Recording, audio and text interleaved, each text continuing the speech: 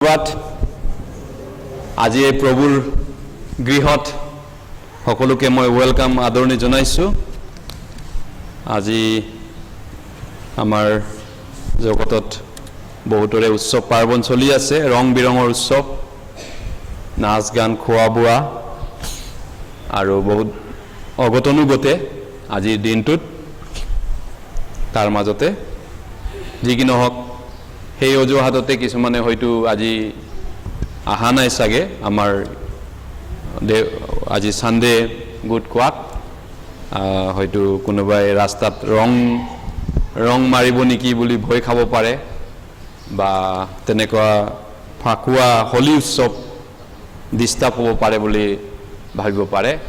সেইকাৰণে কিছু সংখ্যক লোক আজি নাহিবও পাৰে, বোধ হয় আমাৰ মেম্বাৰবিলাক, চাৰ্চৰ ভাই ভনীবিলাক। কিন্তু যি কি নহওক আপোনালোকে আহিলে এই ঈশ্বৰৰ গৃহত, ঈশ্বৰৰ আশীৰ্বাদত আহি পালে। আহক আমি প্ৰে কৰি ফাৰ্ষ্টত প্ৰাৰ্থনা কৰোঁ। পবিত্ৰ আমাৰ পিতৃ ঈশ্বৰ, তোমাক আমি ধন্যবাদ কৰিছোঁ। তুমি আমাক এই পৃথিৱীত যেতিয়া পাপী আছিলোঁ, তোমাৰ আগত শত্ৰু হিচাপত জন্ম হৈছিলোঁ, আমিও তেওঁলোকৰ দৰে হেৰাই থকা লোক আছিলোঁ, আত্মাত মৰি আছিলোঁ আমাৰ পাপ আৰু অপৰাধত। সেই অৱস্থাতে তুমি আমাক প্ৰেম কৰিলা, আমাক তুমি আমাৰ পাপৰ বোজা ল'লা, আৰু প্ৰভু তুমি আহি আমাৰ বাবে পাবলগীয়া পাপৰ যি বিচাৰ, দণ্ড, শাস্তি অকলেই তুমি আমাৰ বাবে ল'লা, কেৱল আমাক মৰম কৰাৰ কাৰণে, প্ৰেম কৰাৰ কাৰণে। গতিকে তোমাৰ অনুগ্ৰহৰ মৰম আমি পোৱাৰ পিছত তোমাৰ এই অনুগ্ৰহৰ মৰম আমি কেনেকৈ উভতাম? তুমি আমাক যি যি মংগল কৰিলা তাৰ সলনি আমি তোমাক আমি কি দিম? হয় প্ৰভু, তোমাৰ অনুগ্ৰহৰ আশীৰ্বাদ আমি পোৱাৰ পিছত তোমাৰ গৌৰৱৰ কাৰণে বাকী বছৰ যেন জীয়াই থাকিব পাৰিম, কেৱল তোমাৰ গৌৰৱৰ কাৰণে আমাক সকলোকে অনুগ্ৰহ দান কৰক, আশীৰ্বাদ কৰক, সাধুসকলক আশীৰ্বাদ কৰক। যিসকল আমাৰ ভাই ভনীসকল আজি অহা নাই বা বিশেষ অসুবিধা হৈছে বা আহি আছে, সকলোক তুমি দয়া কৰিব, যাতে তোমাৰ লগত থাকিব, সহভাগিতাৰ পৰা তোমাৰ পৰা যেন, তোমাৰ ফেলোশ্বিপৰ পৰা যেন তেওঁলোকৰ কানেকশ্যন যেন ছিঙি নাযায়, পাপত যেন তেওঁলোকে জগতত যেন মগ্ন হৈ নাযায়, কিন্তু তোমাৰ লগত যেন থাকিব, তোমাৰ সহভাগিতাত। আশীৰ্বাদ কৰক এই সময়ত। যিসকল বেমাৰত আছে সুস্থ কৰিব, যিসকল ৰোগ ব্যাধিত আছে আৰু লগতে দুখ কষ্টত আছে সান্তনা দিব, আৰু আশীৰ্বাদ দান কৰক সকলোকে, যাতে তোমাৰ গৌৰৱৰ কাৰণে আমি সকলোৱে তোমাৰ আগত ভাল খ্ৰীষ্টান হিচাপত জীয়াই থাকিব পাৰিম। আশীৰ্বাদ কৰক। পৰিৱেশ পৰিস্থিতি আপেক্ষে আমাক জীয়াই থকাৰ প্ৰয়োজনীয় আত্মিক আহাৰো দিয়ক, যাতে আমি তোমাৰ আগত শক্তিমান্ত হ'ম, বলৱান্ত হ'ম। এই প্ৰাৰ্থনা প্ৰভু যীশুখ্ৰীষ্টৰ নামত খুজিছোঁ, আমেন। আহক আমি শাস্ত্ৰ মেলিছোঁ। ৰোমান চেপ্টাৰ 8, ৰোমিয়া 8 অধ্যায় আমি শাস্ত্ৰলৈ গৈছোঁ। ৰোমিয়া 8 অধ্যায়, ৰোমিয়া 8 অধ্যায়, ৰোমান চেপ্টাৰ 8, ৰোমিয়া 8 অধ্যায়।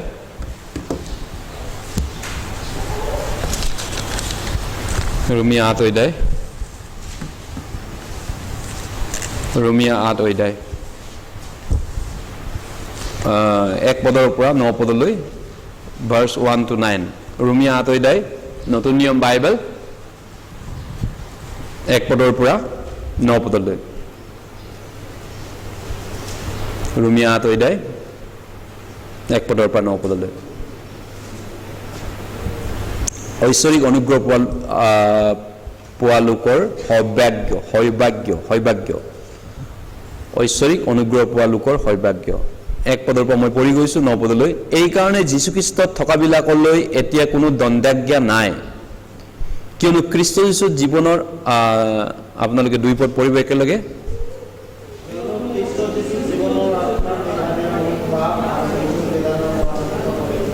তিনি পদ মই পঢ়ি দিছোঁ। কাৰণ মাংসৰ দৰে নহয়, আত্মাৰ দৰে চলা যি আমি, আমাক যেন বিধানৰ বিধি সিদ্ধ কৰা হয়।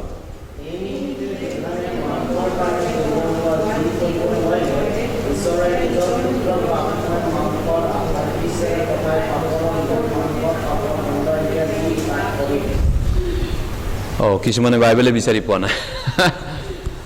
এইটো অভ্যাস থাকিব লাগিব, ঘৰত পঢ়িলেহে ইয়াত বিচাৰি পাব, ঘৰত নপঢ়া হ'লে বিচাৰি নাপাব। 5 পদ কিয়নো মাংসৰ অনুসাৰে হোৱাবিলাকে মাংসিক বিষয় ভাবে, কিন্তু আত্মাৰ অনুসাৰে হোৱাবিলাকে আত্মিক বিষয় ভাবে।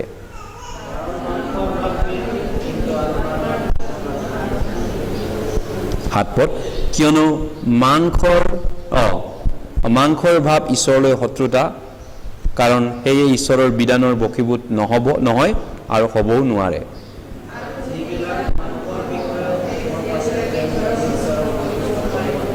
নপদ একেলগে পঢ়ো।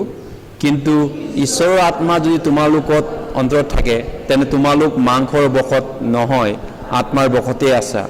কিন্তু যিজনত খ্ৰীষ্টৰ আত্মা নাই, তেওঁ খ্ৰীষ্টৰ নহয়।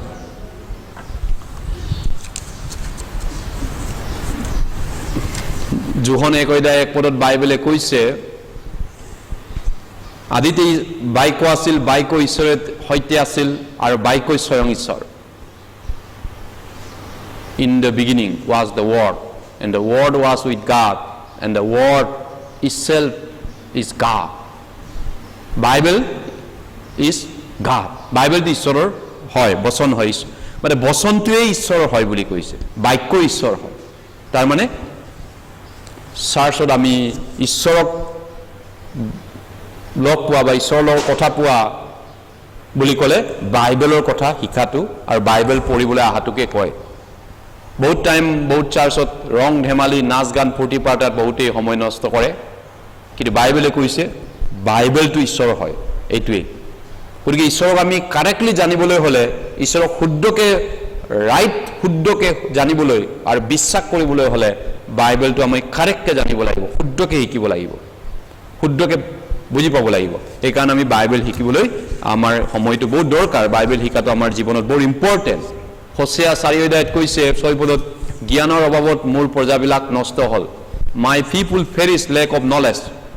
ঈশ্বৰৰ জ্ঞানৰ অভাৱত, বাইবেলৰ জ্ঞানৰ অভাৱত ঈশ্বৰৰ বুলি কোৱা ইজৰাইল জাতি বৰবাদ হৈছিলে, বাইবেলে কৈছে। ফেৰিচিং দেয়াৰ চল, তেওঁলোকৰ আত্মা বৰবাদ হৈছিলে। কিয়? বাইবেল আছে কিন্তু কাৰেক্ট বাইবেলৰ নলেজ নাছিলে ইজৰাইল, বাইবেলত কৈছে। গতিকেলৈ আমি বাইবেলৰ পৰা কাৰেক্ট নলেজটো আমাক দৰকাৰ। এইকাৰণে আমি টাইম দিয়াটো, সময় দিয়াটো আৰু মন কাণ পাতাটো, এটেনশ্যন দিয়াটো বহুত দৰকাৰ। যি কি নহওক, আজি ৰোমান চেপ্টাৰ আমি যিটো 8 পঢ়িছোঁ, এইটো ৰোমিয়া 8 অধ্যায় বহুত ইম্পৰ্টেণ্ট বাইবেল পঢ়োঁতে কৈছে। ৰোমিয়া 1 অধ্যায়ৰ পৰা 8 অধ্যায়লৈ যদি আমি চাওঁ, ৰোমিয়া 1 অধ্যায়ত ঈশ্বৰে মানুহৰ বিশেষকৈ পাপ অৱস্থাৰ কথা কৈছে, পৰজাতিবিলাকৰ পাপৰ কথা কৈছে, জেণ্টাইলছ পৰজাতিবিলাকৰ পাপ। আৰু পৰজাতিবিলাকে যে ঈশ্বৰক নাজানি পিনি 4 ঠেঙীয়া জন্তু, 2 ঠেঙীয়া জন্তু, গাহৰি, মুৰ্গী, চৰাই চিৰিকটি, মাছ, সাগৰ, নদ নদী, চন্দ্ৰ সূৰ্য ইত্যাদি দেৱ দেৱী দেৱতা পূজা কৰি আছে, তেওঁলোকৰ পাপ পৌলে ৰোমিয়া 1 অধ্যায়ত আঙুলিয়াই আছে।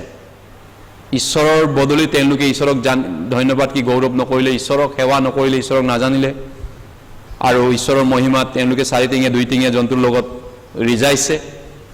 আৰু ৰোমিয়া 2 অধ্যায়ত বাইবেলত যিহুদীবিলাকৰ পাপৰ কথা উল্লেখ কৰিছে। তুমি যিহুদী বুলি প্ৰখ্যাত হৈছা, বিধানৰ পৰা উত্তম উত্তম নিয়মবোৰ জানিছা, নিজকে শিশুবিলাকৰ গুৰু, অন্ধবিলাকৰ পথ দৰ্শক, আৰু তুমি ভাল কথা, ভাল নিয়ম নীতি চব জানিছা, শিকিছা, কিন্তু সেই লোকক শিকাওঁতা তুমি নিজকে শিক্ষা দিয়ানে? সেই চুৰ নকৰিবলৈ কোৱাজন তুমি চুৰ কৰাটো এৰিলানে? সেই বেবিচাৰ নকৰিবলৈ কোৱাজন বেবিচাৰ এৰিলানে? গতিকে যিহুদীবিলাকে ভাল ভাল নীতি নিয়মবিলাক শিকিছিলে শাস্ত্ৰৰ পৰা, কিন্তু তেওঁলোকৰ জীৱনত সেইবিলাক পালন কৰিব পৰা নাছিলে। এইকাৰণে যিহুদীবিলাকো পাপী হয় বাইবেলৰ মতে। এইকাৰণে ৰোমিয়া 3 অধ্যায়ত কিন্তু কৈছেগে একো প্ৰভেদ নাই, সকলোৱে পাপ কৰিলে আৰু ঈশ্বৰৰ মহিমাৰ পৰা বঞ্চিত হৈছে। Roman chapter 3:23 there is no' distinction, মানে কোনো প্ৰভেদ নাই। All have sin and fall short of glory of God, সকলোৱে পাপ কৰিলে ঈশ্বৰৰ মহিমাৰ পৰা বঞ্চিত হৈছে। ৰোমিয়া 3 অধ্যায় 23 পদলৈ এইটো কথাটো কৈছে, কিন্তু ৰোমিয়া 3 অধ্যায় 24 পদৰ পৰা খ্ৰীষ্ট যীশুত যি মুক্তি, তাৰ দ্বাৰা ঈশ্বৰৰ অনুগ্ৰহত বিনামূল্যে ধাৰ্মিক হয়। ৰোমিয়া 3 অধ্যায় 24 পদৰ পৰা খ্ৰীষ্ট যীশুৱে কৰা কামটো উল্লেখ কৰিছে। ৰোমিয়া 1 অধ্যায়ৰ পৰা 3 অধ্যায় 23 পদলৈ আদামৰ বংশই অহা, আদামৰ পৰা অহা পাপীবিলাকৰ পাপ অৱস্থাৰ কথা উল্লেখ কৰিছে। তেওঁ চাৰ্চত যাওক বা নাযাওক, আদামৰ বংশৰ অহা মানুহ চবেই পাপী হয়। 23 পদলৈ, ৰোমিয়া 3:23 পদলৈ। ৰোমিয়া 3:24 পদত খ্ৰীষ্ট যীশুৱে যিটো আমাৰ মানৱ জাতিৰ বাবে যিটো কাম কৰিলে, তেওঁ মুক্তিৰ বাবে তেওঁ নিজৰ জীৱনটো বলিদান দিলে, নিজকে তেওঁ ক্ৰুচত ফাঁচি লগাই মৰিলে আমাৰ পাপৰ কাৰণে, ঈশ্বৰৰ আগত ন্যায় আৰু শুদ্ধৰূপে পাপৰ বেচ দিবলৈ তেওঁৰ কৰা সেই কামৰ দ্বাৰা যি আমাৰ মুক্তি হৈছে, সেই মুক্তিৰ কামটোৰ পৰা আমি পৰিত্ৰাণ বিনামূল্যে পাইছোঁ। ৰোমিয়া 3:24 পদৰ পৰা কৈছে। গতিকে খ্ৰীষ্টই মুক্তি কৰাৰ পিছত ৰোমিয়া 4 অধ্যায়ত আব্ৰামৰ ধাৰ্মিকতাৰ বিষয়ে কৈছে, বিনা কৰ্মৰে আব্ৰাম কেনেকৈ ধাৰ্মিক হৈছিল। ৰোমিয়া 4 অধ্যায়ত যি মানুহৰ পাপ ঈশ্বৰে গণনা নকৰে, যাৰ দুখ অপৰাধ ঈশ্বৰে নিলিখে, সেইজন ধন্য। ৰোমিয়া 4 অধ্যায়ত ক্লিয়াৰকৈ কথাবিলাক কৈছে। ৰোমিয়া 5 অধ্যায়ৰ পৰা খ্ৰীষ্টিয়ান জীৱন আৰম্ভ হৈছে, যে খ্ৰীষ্টিয়ানবিলাক কেনেকৈ চলা উচিত। ৰোমিয়া 5 অধ্যায় 6 অধ্যায় 7 অধ্যায়তো কৈছে। 8 অধ্যায়তো এইটো খ্ৰীষ্টৰ বিধিৰ জীৱনৰ কথা কৈছে। ৰোমিয়া 8 অধ্যায়ত মণ্ডলী বা খ্ৰীষ্টৰ বিধিৰ জীৱনটো, ল অফ খ্ৰাইষ্ট। আমি পুৰণা নিয়মৰ মানুহ নহয়, পুৰণা ৰীতি নীতি বা মেছিয়ানিক যিটো মুচিৰ দিনৰ যিটো ভাৱবাদী মচিয় যিটো কথা কৈছিলে, সেই মচিয়ৰ আমি মানুহ নহয়, কিন্তু আমি এতিয়া নতুন নিয়মৰ নতুন বিধিৰ মানুহ। সেইফালৰ পৰা ৰোমিয়া 8 অধ্যায়ত আমি বিধানৰ অধীন নহয়, কিন্তু আমি খ্ৰীষ্টৰ বিধানৰ অধীন, খ্ৰীষ্টৰ বিধানৰ কথা কৈছে ৰোমিয়া 8 অধ্যায়টো। সেইকাৰণে খ্ৰীষ্টিয়ান জীৱনটোৰ এটা ইম্পৰ্টেণ্ট কথা ইয়াৰ উল্লেখ কৰিছে। গতিকে আজি আমি চাব বিচাৰিছোঁ ইয়াতে কি কৈছে, মাংস আত্মাৰ জীৱন। বিশেষভাৱে এই দুটা বিষয় চাব পাব, অৱশ্যে 3টা বিষয় চাম, কিয়নো মাংসৰ ভাৱ ঈশ্বৰলৈ শত্ৰুতা।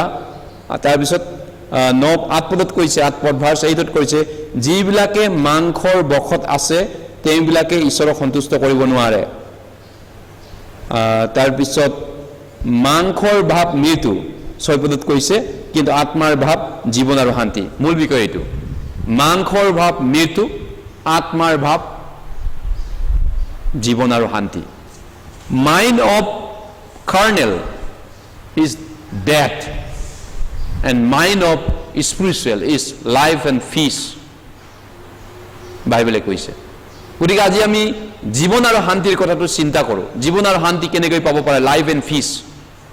বাইবেলে কৈছে মাইণ্ড অফ কাৰ্নেলিটি ইজ ডেথ, মাংসৰ ভাৱ থকাবিলাক মৃত্যুত আছে, আৰু আত্মাৰ চলাবিলাক জীৱন আৰু শান্তিত আছে, চমুকে ক'বলৈ গ'লে। গতিকে আজি আমি এই বিষয়টোৰ ওপৰত ক্লিয়াৰ কৰাটো দৰকাৰ। ৰোমিয়া 8 অধ্যায়টো বহুত দৰকাৰী বিষয়, গতিকে এইটো আমি পিছতো চামগৈ আকৌ এবাৰ। কিন্তু তাৰ আগতে ইয়াতে দুটা আমি শ্ৰেণীৰ মানুহ পাইছোঁ। ৰোমিয়া 8 অধ্যায়ত 2 টাইপ অফ পিপুল, 2 শ্ৰেণীৰ মানুহ, এবিধ মাংসৰ মানুহ, এবিধ আত্মাৰে চলা মানুহ। বাইবেলে কৈছে মাংসৰ ভাৱ থকা ভৰপূৰ থকা মানুহ, আত্মাৰে পৰিপূৰ্ণ এদিন মানুহ। 2 বিধ মানুহৰ কথা ৰোমিয়া 8 অধ্যায় উল্লেখ কৰিছে। কিন্তু মাংসত থকাবিলাক মৃত্যুত আছে আৰু আত্মাত থকাবিলাক জীৱন আৰু শান্তিত আছে। 2 বিধ মানুহ, 2 টাইপছ অফ পিপুল। কিন্তু আজি আমি 3 টাইপছ অফ মানুহৰ কথা চাম। আন এটা একবিধ আছে মানুহ। ৰোমিয়াৰ পৰা গৈ যদি আমি চাওঁ প্ৰথম কৰিন্থিয়া 2 অধ্যায়, 1 Corinthians, let us open the 1 Corinthians chapter 2, প্ৰথম কৰিন্থিয়া 2 অধ্যায় আমি মেলিছোঁ।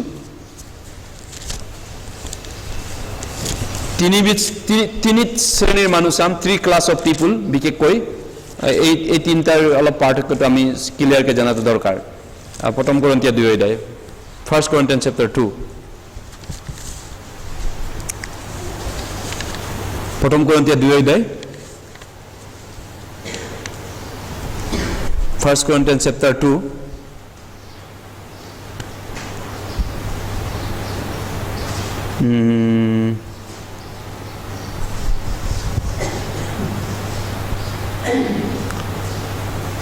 চৌদপদ, ভাৰ্চ 14, 14 পদ, 2 অধ্যায় 14 পদ। কিন্তু স্বাভাৱিক মানুহে ঈশ্বৰৰ আত্মাৰ কথা গ্ৰাহ্য নকৰে, কিয়নো তেওঁৰ মনত সেয়ে মূৰ্খতা, আৰু তেওঁ সেই কথাৰ তত্ত্বও পাব নোৱাৰে, কিয়নো আত্মিক ৰূপেহে তাৰ বিচাৰ কৰা হয়। ইয়াত কৈছে স্বাভাৱিক মানুহ, ইংৰাজীত নেচাৰেল মেন। স্বাভাৱিক মানুহ কোন হয় আৰু মানসিক মানুহ কোন হয়, আত্মিক মানুহ কোন হয়? এই পাৰ্থক্যটো আমাৰ স্পষ্টকৈ জ্ঞান আছেনে? স্বাভাৱিক মানুহ, মানসিক মানুহ, আত্মিক মানুহ, তিনিবিধ মানুহৰ কথা শাস্ত্ৰই কৈছে। স্বাভাৱিক মানুহ, 3 types of people Bible talks about. The natural man. Who is this natural? এই স্বাভাৱিক মানুহ কোন হয়? Number 1, স্বাভাৱিক মানুহ কোন হয়? Natural man, স্বাভাৱিক মানুহ, all unsaved people. The soul of all unsaved people. সকলোবোৰ উদ্ধাৰ নোপোৱা আত্মাবিলাক, সকলোবোৰ উদ্ধাৰ নোপোৱা আত্মাবিলাকক স্বাভাৱিক মানুহ বুলি কয়। স্বাভাৱিক তেজ মংসৰ মানুহ, সাংসাৰিক মানুহ, নহয়নে? গীতমালা 17ত কৈছে সাংসাৰিক মানুহ, সাংসাৰিক এই জগতৰ মানুহ, যিটো সংসাৰৰ মানুহবিলাক আৰু আদামৰ বংশৰবিলাক। গতিকে স্বাভাৱিক মানুহ বুলি ক'লে উদ্ধাৰ নোপোৱা আত্মাবিলাকক। যিমান মানুহ আছে নন বৰ্ণ again people, non save people, unsave people, all are called the natural man. স্বাভাৱিক মানুহ, সেইটো বুজি পাইছো। গতিকে স্বাভাৱিক মানুহটো তেনেকুৱা। তাৰপিছত আন একবিধ মানুহৰ কথা কৈছে, সেইটো হৈছে উদ্ধাৰ পোৱা আত্মা হয়, সেভ বাট কাৰ্নেল খ্ৰীষ্টিয়ান। উদ্ধাৰ পোৱা খ্ৰীষ্টিয়ান আত্মা হয়, নতুন জন্ম পাইছে, পৰিত্ৰাণ পাইছে, কিন্তু মানসিক খ্ৰীষ্টিয়ান, মানসিক কাৰ্নেল, অবাধ্য খ্ৰীষ্টিয়ান, কিন্তু তেওঁ ঈশ্বৰৰ সন্তানেই হয়, কিন্তু অবাধ্য সন্তান। এইটো আমি ৰোমিয়া 8 অধ্যায়ৰ পৰা ইতিমধ্যে পাইছোঁ। আৰু 3 নম্বৰ শ্ৰেণীৰ মানুহটো হৈছে আত্মিক খ্ৰীষ্টিয়ান, আত্মাৰে চলা মানুহ। 3 নম্বৰটো আত্মাৰে চলা মানুহ। এইটো আমি ইতিমধ্যে এই তিনিবিধ মানুহৰ বিষয়ে আজি আমি চাব বিচাৰিছোঁ। প্ৰথমটো natural man. Who is this natural man? উদ্ধাৰ নোপোৱা মানুহবিলাক, উদ্ধাৰ নোপোৱা আত্মাবিলাক। গতিকে আমি এতিয়া চিন্তা কৰি চাব লাগিব, which kind of are you, আপুনি কোন শ্ৰেণীৰ মানুহত পৰে? ঈশ্বৰে 3 শ্ৰেণীৰ মানুহ বাইবেলত উল্লেখ কৰিছে। এবিধ নেচাৰেল মানুহ, স্বাভাৱিক মানুহ, জাষ্ট স্বাভাৱিক নিয়ম মতে নেচাৰেল, যিটো খানা পিনা খাই আছে, কাম কৰি খাই আছে, শুইছে, উঠিছে, হাগা মোটা কৰি আছে, গৈছে, খাইছে, কাম কৰি কৰ্ম কৰি আছে, নহয় জানো? যিটো সংসাৰৰ নিয়মটো তেওঁ চলি আছে, এইটো স্বাভাৱিক মানুহ।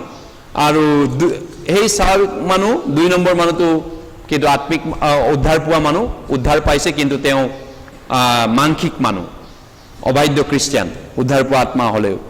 গতিকে 3 নম্বৰটো কিন্তু আত্মিক মানুহ হয়, আত্মাৰে চলা মানুহ। গতিকে কোনটোত আপুনি পৰে? এই 3টাৰ ভিতৰত আমি পৰীক্ষা কৰি চাব লাগিব। গতিকে আত্মিক মানুহ যদি হয়, আত্মিক মানুহৰ কৰ্মটো কেনেকুৱা হয় বাইবেলৰ মতে? যিজন আত্মাৰ মানুহ, তেওঁৰ কৰ্ম কেনেকুৱা হয় শাস্ত্ৰৰ মতে আমি চাব লাগিব বা জানিব লাগিব।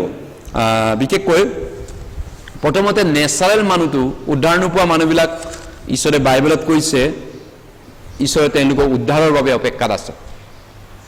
2 পিতৰ 3 অধ্যায় 8-9 পদত কৈছে, প্ৰভুৰ আগত 1000 বছৰে এদিন, আৰু 1000 বছৰে এদিনৰ দৰে প্ৰভুৱে ৱেইটিং কৰি আছে, অপেক্ষাত আছে। উদ্ধাৰ নোপোৱা আত্মাবিলাক তেওঁ বাট চাই আছে। 2 পিতৰ 3:8-9 কৈছে, হি ইজ ৱেইটিং লাইক 1000 years। কিয় ৱেইটিং কৰি আছে মানুহ? যাতে উদ্ধাৰ নোপোৱা এই নেচাৰেল মানুহবিলাক যেন উদ্ধাৰ পায়, যাতে তেওঁলোকৰ আত্মাটো বাচি আহে, তেওঁলোকে ৰিপেণ্টেঞ্চ কৰে। বিশেষকৈ তাত কৈছে সকলো মানুহে যেন মন পাল্টনৰ পবিত্ৰ হয়। All men must be repent for salvation. সকলো মানুহে যেন আত্মাৰ পৰিত্ৰাণৰ কাৰণে উদ্ধাৰ পায়, মন পাল্টন কৰে। এইকাৰণে প্ৰভুৱে 1000 বছৰ অপেক্ষাত আছে, ৱেইটিং কৰি আছে।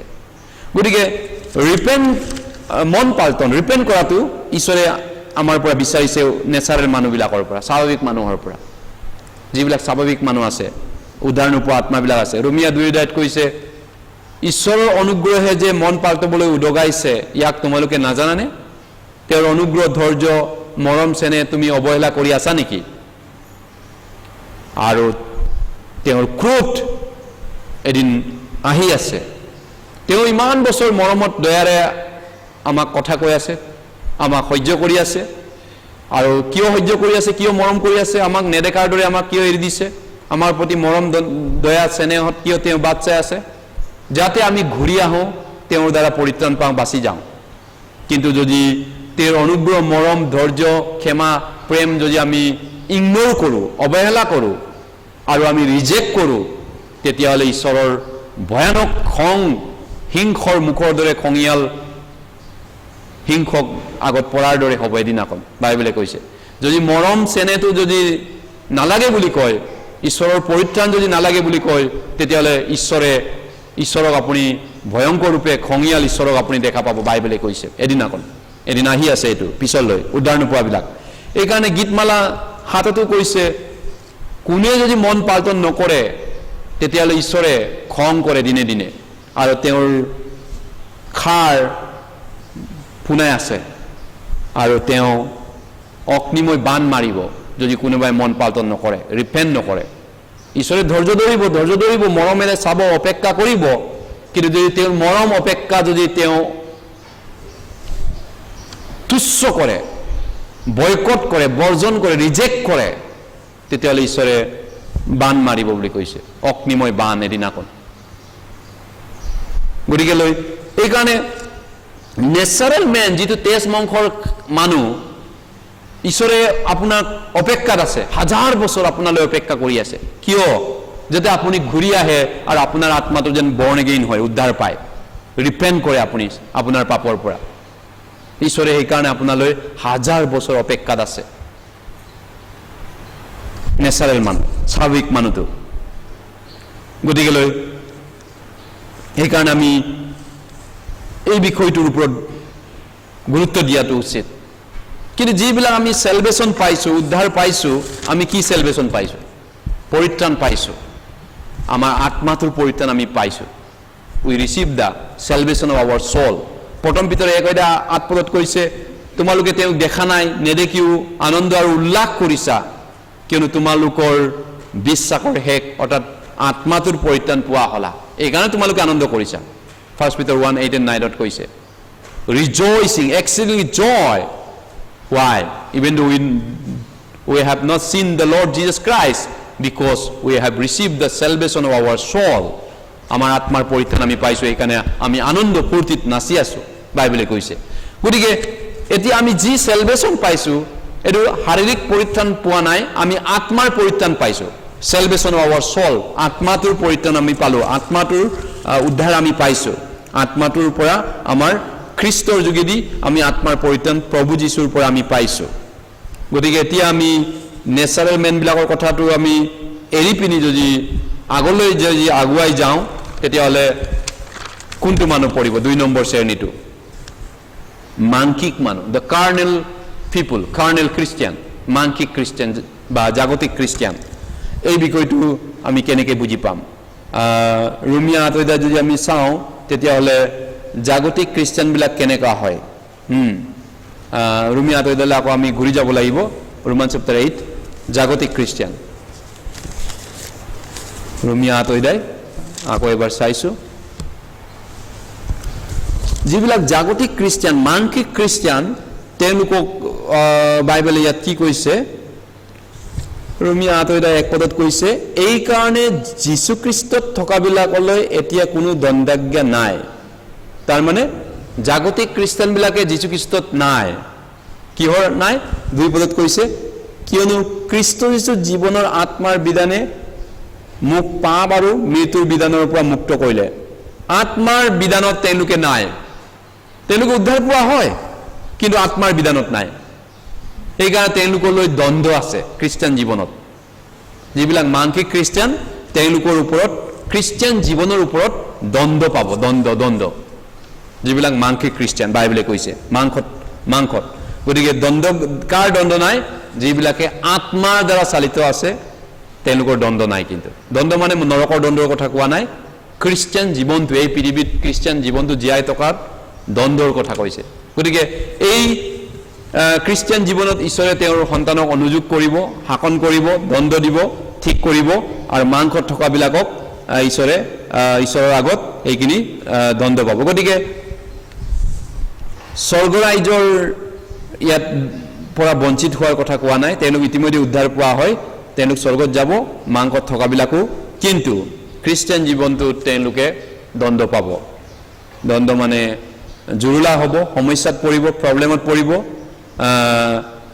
আৰু 2 কৈছে পাপ আৰু 2 নম্বৰ বিষয় তেওঁলোকে পাপ আৰু কিবাক জয় কৰিব নোৱাৰিব পাপৰ প্ৰতি থকা লালচ আৰু পাপ ইচ্ছা পাপক জয় কৰি তেওঁলোকে চলিব নোৱাৰিব আন ভাষাত যিবিলাক মাংসত থকা খ্ৰীষ্টিয়ান আত্মাত থকা জনে পাৰে কিন্তু মাংসত থকাবিলাকে পাপক জয় কৰি পিনি তেওঁ বিজয়ী জীৱন কৰিব নোৱাৰে ইয়াত 2 পদত কৈছে তাৰপিছত 3 পদত কৈছে মাংসত থকাবিলাক মাংসৰ দৰে নহয় আত্মাৰ দৰে চলা এই কাৰণে ইয়াত মাংসৰ দৰে চলা আৰু আত্মাৰ দৰে চলা দুইটা মানুহ আছে মাংসৰ দৰে চলা মানুহ আত্মাৰ দৰে চলা মানুহ আপুনি কোনটো শ্ৰেণীত পৰে কেনেকৈ গম পাম আপুনি আত্মাৰ মানুহ নে আত্মাৰে চলা মানুহ নে আপুনি মাংসৰে চলা মানুহ বাইবেলে দুইবিধ খ্ৰীষ্টিয়ান উদ্ধাৰ পোৱাৰ মাজত দুইবিধক কৈছে উদ্ধাৰ নোপোৱাবিলাকতো স্বাভাৱিক মানুহ ইতিমধ্যে ক'লো নেচাৰেল মেন তেওঁলোকে স্বাভাৱিক মানুহ কিন্তু উদ্ধাৰ পোৱাৰ মাজত দুইবিধ মানুহ আছে মাংসত থকা মানুহ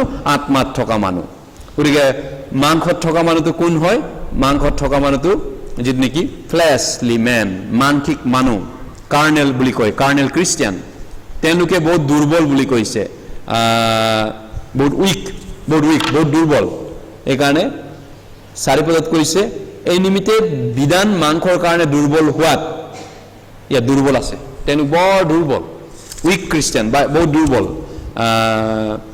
মাংসত থকাবিলাক তাৰপিছত কমজুৰি খ্ৰীষ্টিয়ান তেওঁলোকে মাংসত থকাবিলাক হয় 5 পদত কৈছে মাংসত থকাবিলাক কেনেকুৱা কিয়নো মাংসৰ অনুসাৰে হোৱাবিলাকে মানসিক বিষয়ৰ বাবে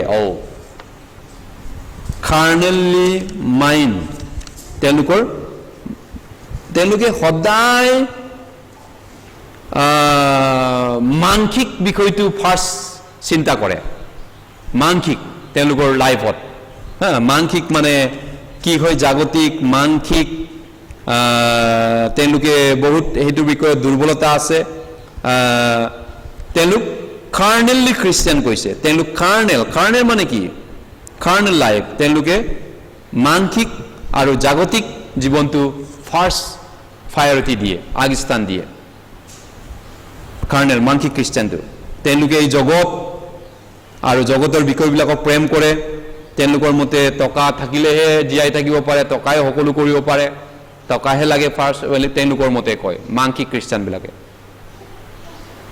মানসিকবিলাকে হয় নে নহয় গতিকে প্ৰথম যোহন 2:15 পৰা 17 পদত কৈছে জগত আৰু জগতত থকা বিষয়বিলাকক প্ৰেম নকৰিবা ফাৰ্ষ্ট জন চেপ্টাৰ 2 ভাৰ্ছ 15ত কৈছে do not love the world and the things of this world জগত আৰু তাৰ বিষয়বিলাকক প্ৰেম নকৰিবা কাৰণ জগতত যি আছে অৰ্থাৎ মাংসৰ অভিলাষ the lust of flesh the lust of eye চকুৰ অভিলাষ দ্য ফ্ৰাইড অফ লাইফ জীৱনকালৰ গৰ্ব এইবিলাক ওপৰৰ পৰা নহয় এই জগতৰ হয় গতিকে জগতক তেওঁ আগস্থান দিব টকা পইচাক আগস্থান দিব মানসিক খ্ৰীষ্টিয়ানজনে আৰু তেওঁলোকে টাকাক প্ৰেম কৰিব দে লাভ মানি টাকাক প্ৰেম কৰিব খুব ভাল পাব 2 টিমথিয় 3:3 কৈছে শেষ কালত ভয়ংকৰ সময় উপস্থিত হ'ব শেষ কালত মানুহবিলাক কেনেকুৱা হ'ব ভক্তিৰ আকাৰদাৰী they have form of godliness but denying the power of god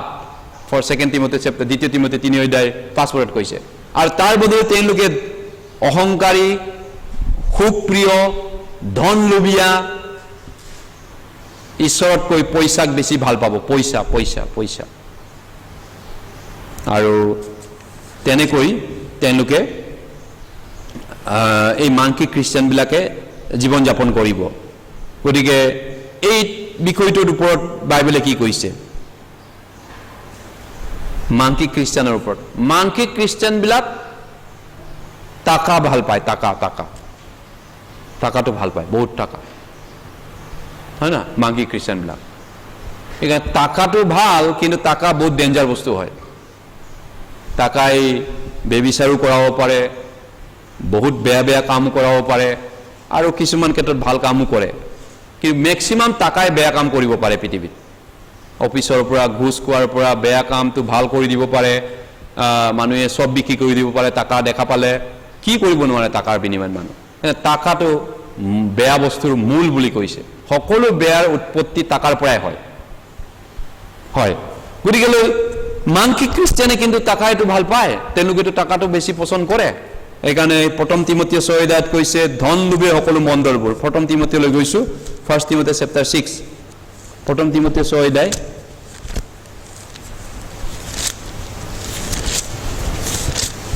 প্ৰথম তিমথিয় 6 অধ্যায় 1 Timothy chapter 6। শাস্ত্ৰই টকাৰ বিষয়ে কি কৈছে? টাকা টাকা। প্ৰথম তিমথিয় 6 অধ্যায় 1 Timothy chapter 6, 9-10 পদ, verse 9 and 10।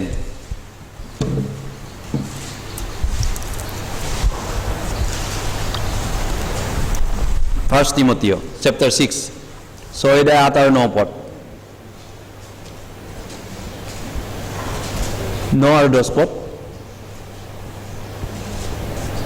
প্ৰথম তিমথিয় 1 অধ্যায় 6 অধ্যায় 9-10 পদ। কিন্তু যিবিলাকে ধনৱন্ত হ'বলৈ ইচ্ছা কৰে তেওঁবিলাকে পৰীক্ষা আৰু ফান্দত আৰু অজ্ঞান আৰু হানিজনক অবিলাকত পৰে। সেইবোৰ এনেকুৱা যে মানুহবিলাকে সংসাৰত আৰু সৰ্বনাশত মগ্ন কৰে। ধন লোভেই সকলো মন্দৰ মূল, আৰু তালৈ আকাংক্ষা কৰি কোনো কোনো মানুহ বিশ্বাসৰ পৰা ভ্ৰান্ত হৈ যাতনাৰ শালাৰে নিজকে হালিলে। ভয়ংকৰ কথা কোৱা নাইনে বাইবেলে? গতিকেলৈ এইটো এটা ভয় লগা কথা। ঈশ্বৰে আমাক কি বাক্য কৈছে? যাতনাৰ শালাৰে নিজকে হালি পেলালে কৈছে। বিশ্বাস খতম হৈ গ'ল। তেওঁ উদ্ধাৰ পৰা বৰ্ণ এগেইন ভাই ভনীয়ে আছিলে, কিন্তু তেওঁ এতিয়া বিশ্বাস নাই, কাৰণ বিশ্বাসটো তেওঁ ছুইচাইড কৰি পেলালে, আত্মা হত্যা কৰি পেলালে, কাটি মাৰি পেলালে। বিশ্বাস যাতনাৰ শালাৰে নিজকে হালি পেলালে। গতিকে খ্ৰীষ্টিয়ানে কোন হয়? খ্ৰীষ্টিয়ান মানে কাক? যিজন খ্ৰীষ্টিয়ানে নেদেখা ঈশ্বৰক বিশ্বাস কৰি চলে, দেখাৰে নহয় নেদেখাৰে ঈশ্বৰক বিশ্বাস কৰি চলে, সেইজনক খ্ৰীষ্টিয়ান বুলি কয়, বিশ্বাসেৰে চলাটো। কিন্তু যিবিলাকে ধনৱন্ত হ'বলৈ ইচ্ছা কৰে, বাইবেলে কোৱা নাই টাকা ইনকাম নকৰিবি, টাকা ইনকাম কৰ, কিন্তু টাকা পইচা কমাব পাৰে, কাম কৰি খাব পাৰোঁ আমি, নহয় নে? কিন্তু ধনৱন্ত হ'বলৈ ইচ্ছা নকৰিবা। ধন সম্পত্তি বাঢ়িলেও তাত চকুত মন নিদিবা কৈছে। আমাৰ মনটো যদি বাঢ়িছে বাঢ়ক, ঈশ্বৰৰ সৌৱাতিৰ প্ৰচাৰ কামত, ঈশ্বৰৰ গৌৰৱৰ কাৰণে জীয়াই থকা কামত যদি ঈশ্বৰে অলপমান দিয়ে ভালেই আছে, নিদিলেও নাই। যিখিনি আছোঁ তাতে অন্ন বস্ত্ৰ বাসস্থান থাকিলে তাতে সন্তুষ্ট। অন্ন খাবলৈ এমুঠি পাই আছোঁ, থাকি ৰদ বৰষুণৰ বাচিবলৈ জেগা এটা পাইছোঁ, অন্ন বস্ত্ৰ বাসস্থান, তিনিটাৰ কথা বাইবেলে কৈছে। 8 পদত কৈছে, 8 পদত কৈছে, ভাৰ্চ 8ত কৈছে, কিন্তু আমাৰ অন্ন বস্ত্ৰ থাকিলেই তাৰেই আমি সন্তুষ্ট হৈ থাকিম। অন্ন বস্ত্ৰ, পিন্ধা কাপোৰ কেইটামান যদি আছে, ভাত যদি খাব পাইছোঁ অলপমান, আৰু থাকিবলৈ জেগা এটা পাইছোঁ, তাৰেই সন্তুষ্ট হ'বা। কিন্তু এইবোৰে কোৱা নাই যে আপুনি টাকা নঘটিবা, কাম নকৰিবা বুলি। টাকা ঘটিব পাৰে, কাম কৰিব পাৰে, কিন্তু লোভ নকৰিবা। ধনী হ'বলৈ মানে বহুত আগলৈ গুচি নাযাবা, কাৰণ ফান্দত পৰিব পাৰে, ফান্দত পৰিব, ডাঙৰ ফান্দত পৰিব। গতিকেলৈ মানুহবিলাকে সংসাৰত আৰু সৰ্বনাশত মগ্ন কৰে। ধন লোভেই সকলো মন্দৰ মূল। লোভ, গ্ৰিডি পাৰ মানি। ধন লোভেই সকলো মন্দৰ মূল। এই জগততো মানুহে টাকা লোভিয়াতেই বহুত মানুহ জীৱন বৰবাদ হয়। যিখিনি আছিলে ঠিকে আছিলে, কিন্তু লোভতেই মৰে মানুহ, লোভতেই মৰে। যি আছিলে মাটি সম্পত্তিও বিক্ৰী কৰিবলগীয়া হয় পিছত, কাৰণ পট কৰে তেওঁ ধনী হ'বলৈ কিবা লটাৰী বা কিবা এটা খেল খেলিছিলে, কিবা এটা অংক কৰিছিলে, তেওঁৰ যি মাটি সম্পত্তি আছিলে, বেংকত পইচা আছিলে, গোটেইটো খতম। লোভত মৰে। আমাৰ বহুত মানুহ চিনাকি আছে যে আপোনাৰ বেংকত কিমান আছে?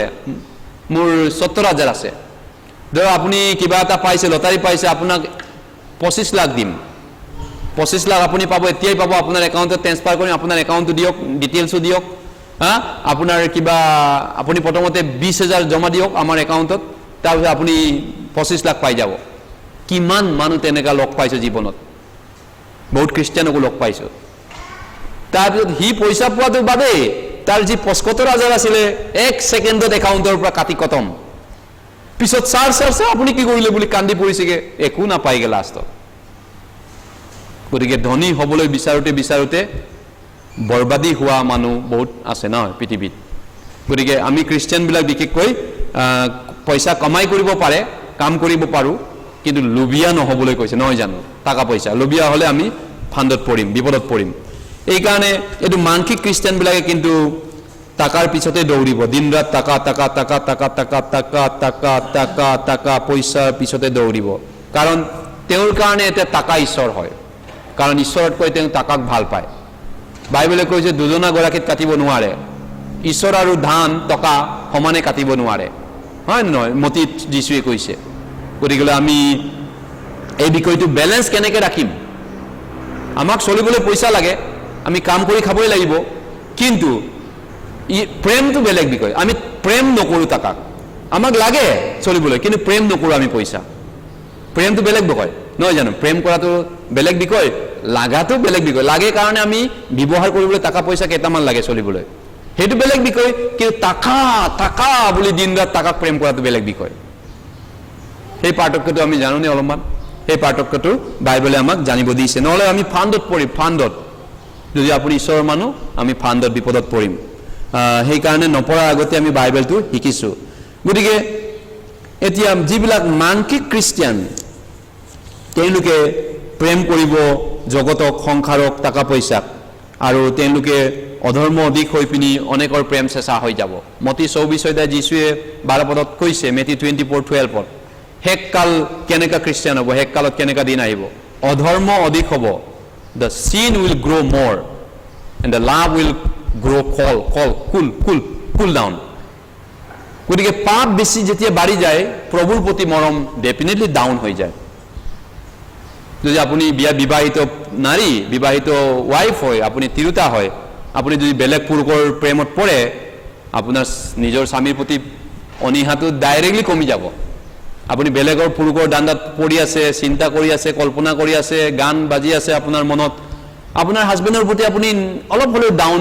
নেগলেক্ট ফিল কৰিব এইটো নেচাৰেল হয় স্বাভাৱিক হয় ঠিক তেনেকৈ আমি যদি বেলেগ বস্তুত প্ৰেমত পৰি যাওঁ এই কিবা এটা বস্তু সংসাৰত যদি প্ৰেমত পৰি যাওঁ প্ৰভুৰ প্ৰতি মৰমটো নিজে নিজে কমি যায় হয়নে এইটো নেচাৰেল স্বাভাৱিক কথা গতিকে এতিয়া সেইকাৰণে এতিয়া এই বিষয়টোৰ ওপৰত কৈছে যে ইন্দ্ৰিয় দমন নকৰা মাংসত থকা খ্ৰীষ্টিয়ানক বাইবেলে মৰা বুলি কৈছে ডেথ এইখিনি শব্দ ব্যৱহাৰ কৰিছে মৰা মানুহী যদি মাংসত আছে সেলফ কন্ট্ৰোল কৰিব নোৱাৰে কাম ক্ৰোধ লোভ মোহ মায়া মোহ মমতাৰ পিছত দৌৰি আছে কিন্তু তেওঁ ঈশ্বৰৰ মানুহ উদ্ধাৰ পোৱা আত্মা হয় নতুন জন্মৰ পৰা খ্ৰীষ্টিয়ান হয় কিন্তু তেওঁ মায়া মমতাৰ পিছত দৌৰি আছে মায়া মমতা সংসাৰ মায়া জালা চিলিক চালাক এই সংসাৰৰ টাকা পইচা চাৰ্কাছ চিনেমা টাকা পইচা মায়া এইবিলাকৰ পিছত তেওঁ দিন ৰাত বিজি ডেড খ্ৰীষ্টিয়ান মৰা খ্ৰীষ্টিয়ান বুলি কৈছে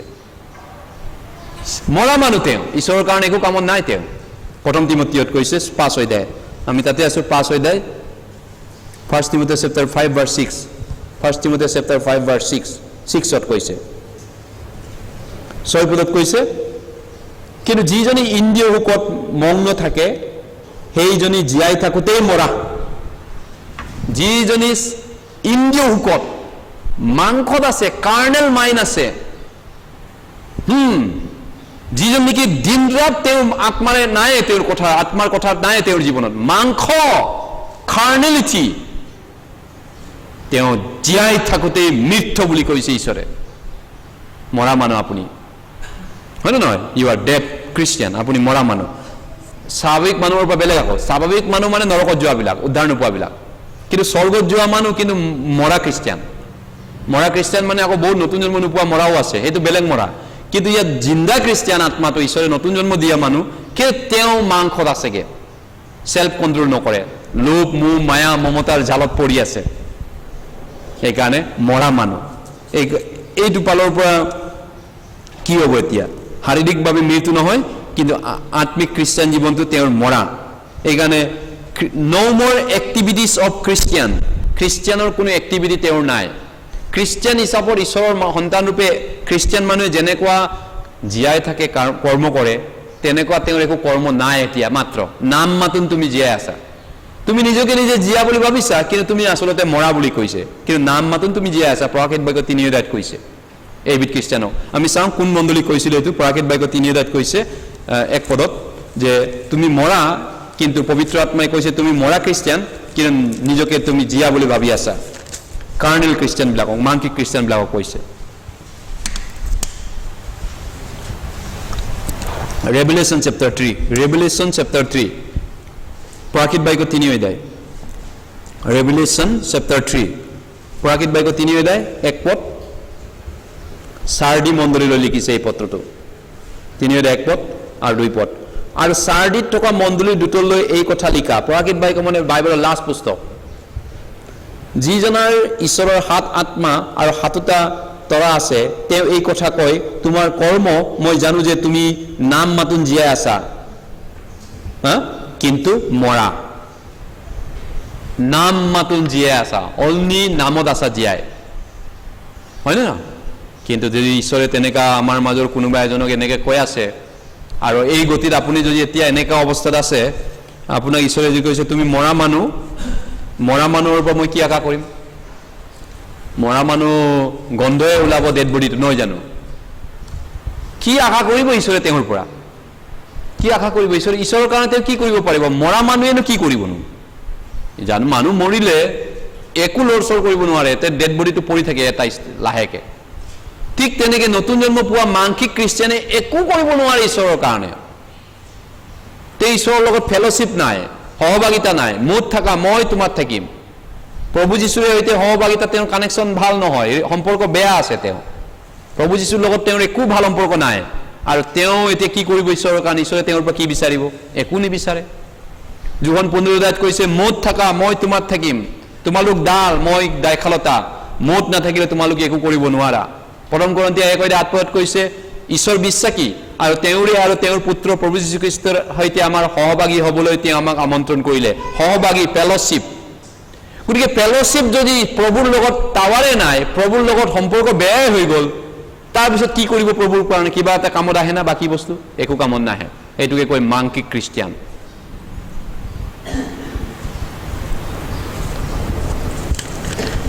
হয় গতিকে এতিয়া ঈশ্বৰে কৈছে তুমি মৰা আচলতে তুমি জীয়া মানুহ নহয় তুমি মৃত হৈ আছা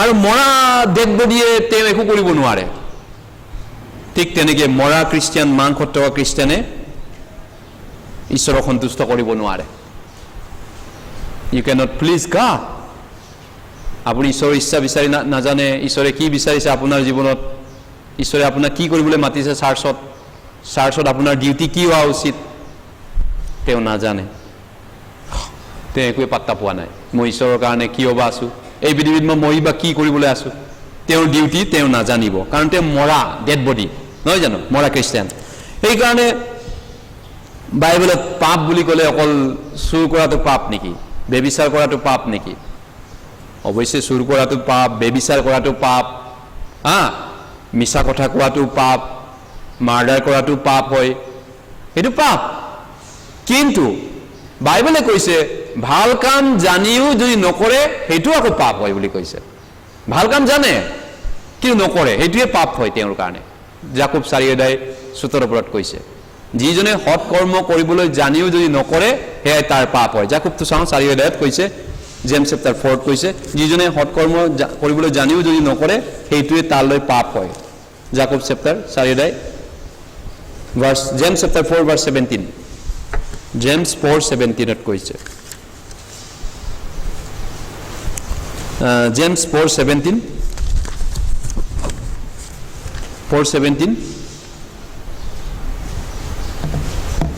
ইয়াত কৈছে এতেকে যিকোনে সৎ কৰ্ম কৰিবলৈ জানিও তাক নকৰে তাৰ পাপ হয় গতিকে পাপ মানে যোনে প্ৰভুৰ ইচ্ছা জানে বা প্ৰভুৰ ইচ্ছা বুজি পোৱা নাই প্ৰভুৰ ইচ্ছা বিচাৰি পোৱা নাই কিন্তু তেওঁ জানে তেওঁ উদ্ধাৰ পোৱা খ্ৰীষ্টিয়ান হয় তেওঁ ঈশ্বৰৰ মানুহ হয় কিন্তু এতিয়া কৰা নাই এইবিলাক কাম নাই কৰা সেইটো তেওঁৰ বাবে পাপ হয় বহুতে বাইবেলে বিচাৰি নাপায় গতিকে তেওঁ কি শিক্ষা বুজি পাব নহয় জানো বাইবেল বিচাৰি নাপালে এতিয়া টাইম লাগিব তেনেকে বুজা শক্তি বহুত আপোনাৰ কমি যাব আপুনি তেনেকা স্কুলত যদি পঢ়ে স্কুলত পঢ়িব আহে মাষ্টৰে আপোনাক এছাৰিৰে দিব তেতিয়া নহয় নে দিয়ে স্কুলত পঢ়ি পাইছেনে আমাক দিছিলে মাষ্টৰে এতিয়া তুমি কিতাপ ইমান নম্বৰ লেসনটো ওলা বুলি কওঁতে লেসনে যদি ওলাব নোৱাৰে মাষ্টৰে দিব এছাৰি লৈ স্কুলত তেনেকৈ দিছিলে আৰু যিবিলাকে তেনেকৈ ট্ৰেইনিং লৈ স্কুলত ভালকৈ পঢ়া শুনা কৰে তেওঁলোক ভাল মানুহ হয়, জীৱনটো সফল হয়। তে ঈশ্বৰৰ বিশ্ববিদ্যালয়, ঈশ্বৰৰ বিদ্যালয়তো আমি কেনেকৈ এক্সপাৰ্ট হ'ম বাইবেল উলিয়াবলৈ, এইটো অলপমান ট্ৰেইনিং ল'ব লাগিব। তাৰমানে বাইবেল পঢ়িব লাগিব, শিকিব লাগিব, প্ৰেক্টিছ কৰিব লাগিব। প্ৰেক্টিছ কৰিলে আপুনি ক্ৰিকেটতো মাষ্টাৰ ব্লাষ্টাৰ হৈ যাব পাৰে। শচীন তেণ্ডুলকাৰ, অৱশ্যে কৰোণা হৈছে বুলি শুনিছোঁ কালি ৰাতি শচীন তেণ্ডুলকাৰৰ। যি কি নহওক, তেওঁ প্ৰেক্টিছ কৰিছিলে ক্ৰিকেট বেট লৈ, সেইকাৰণে তেওঁ ক্ৰিকেটৰ ভগৱান বুলি মানুহে কয়, নহয় জানো? ঠিক তেনেকৈ বাইবেলৰ যদি আপুনি এক্সপাৰ্ট হ'ব বিচাৰে, বাইবেলটো প্ৰেক্টিছ কৰিব লাগিব। ক'ত জাকোব আছে, প্ৰকৃত বাক্য ক'ত আছে, লাষ্টত আছে। পিতৰ ক'ত আছে, পিতৰ, জোহন, জাকোব এইবিলাক ওচৰত লাষ্টত আছে। আদি পুস্তক ফাৰ্ষ্টত আছে, গীতমালা মাজত আছে। আইডিয়া থাকিব লাগিব, প্ৰেক্টিছ কৰিব লাগিব এইটো। নহ'লে ক'ত আছে দিনটো বিচাৰি নাপায় কাৰণ আপুনি পিতৰটো বিচাৰি আছে পুৰণা নিয়মত। পিতৰ বুলি কোৱাৰ লগে লগে পুৰণা নিয়ম বিচাৰিছে, নাই পোৱা আপুনি। আদি পুস্তক বিচাৰি আছে নতুন নিয়মত, কেনেকৈ পাব এনেকা? ঠিক তেনেকা আইডিয়া নহ'লে তেনেকা হ'ব। গতিকে যি কি নহওক, এতিয়া মৰা খ্ৰীষ্টানবিলাকক ঈশ্বৰে ৱাৰ্ণিং দিছে যে আমাক জি উঠিবলৈ। গতিকে আমি যেতিয়া মেচিয়ৰ খ্ৰীষ্টান কেনেকা হয়, মাংকিক খ্ৰীষ্টান কেনেকা হয়, কলচীয়া 3:2 কৈছে, তোমালোকে যদি মৰাবিলাকৰ পৰা তুলিলা আৰু যীশু যদি মৰি পিনি জি উঠিল যদি ইয়াক বিশ্বাস কৰিছা, তেন্তে পৃথিৱীৰ কথা নাভাবি ওপৰৰ কথা ভাবিবা। পৃথিৱীৰ কথা নাপাতি ওপৰৰ কথা পাতিবা। এতিয়া মাংকিক খ্ৰীষ্টানবিলাক যেতিয়া গোট খায়, সিজনে ইজনৰ ঘৰত যায়, কেতিয়া কি কথা পাতে চাবচোন আপুনি। তেওঁলোকে কি পাতিব?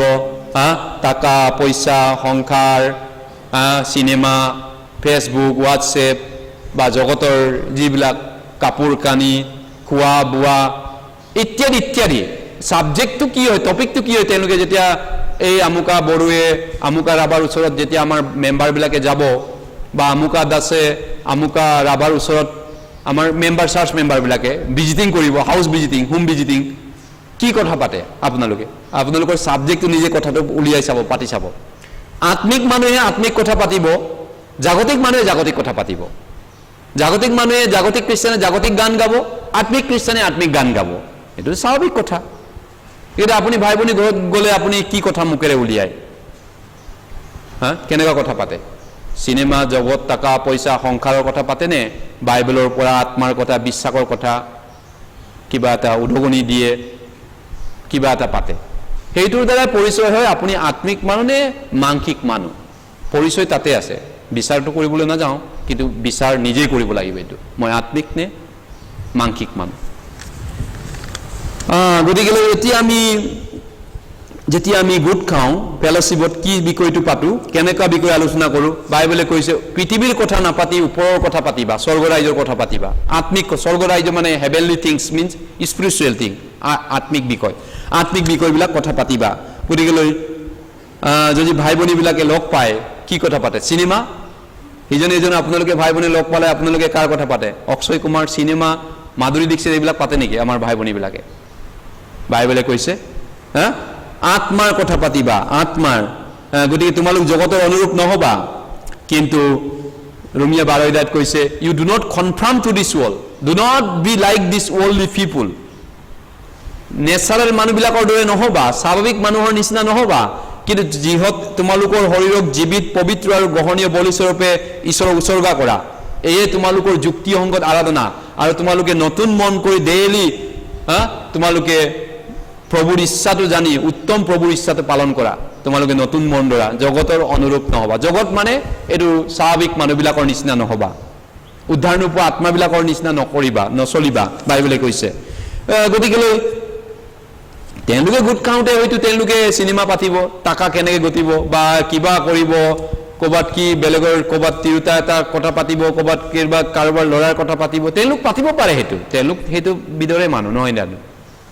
কিন্তু ঈশ্বৰৰ মানুহ, স্বৰ্গ ৰাজ্যৰ মানুহটো, যেতিয়া স্বৰ্গ ৰাজ্যৰ মানুহে, স্বৰ্গত যোৱা খ্ৰীষ্টানে আন এটা স্বৰ্গত যোৱা খ্ৰীষ্টানক লগ পায়, ঘৰত যায়, কথা পাতে, বেছিভাগ কি কথা পাতে আপুনি? অলপমান হ'লেও আত্মাৰ কথা পাতেনে? স্বৰ্গ ৰাজ্যৰ কথা, কিবা এটা বাইবেলৰ কথা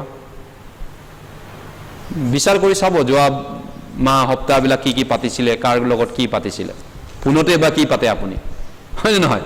গতিকে সেইমতে আমি নিজক চিনি পাম, মই আচলতে কি অৱস্থাত আছোঁ, নহ'লে চিনিয়ে নাপাম নহয়।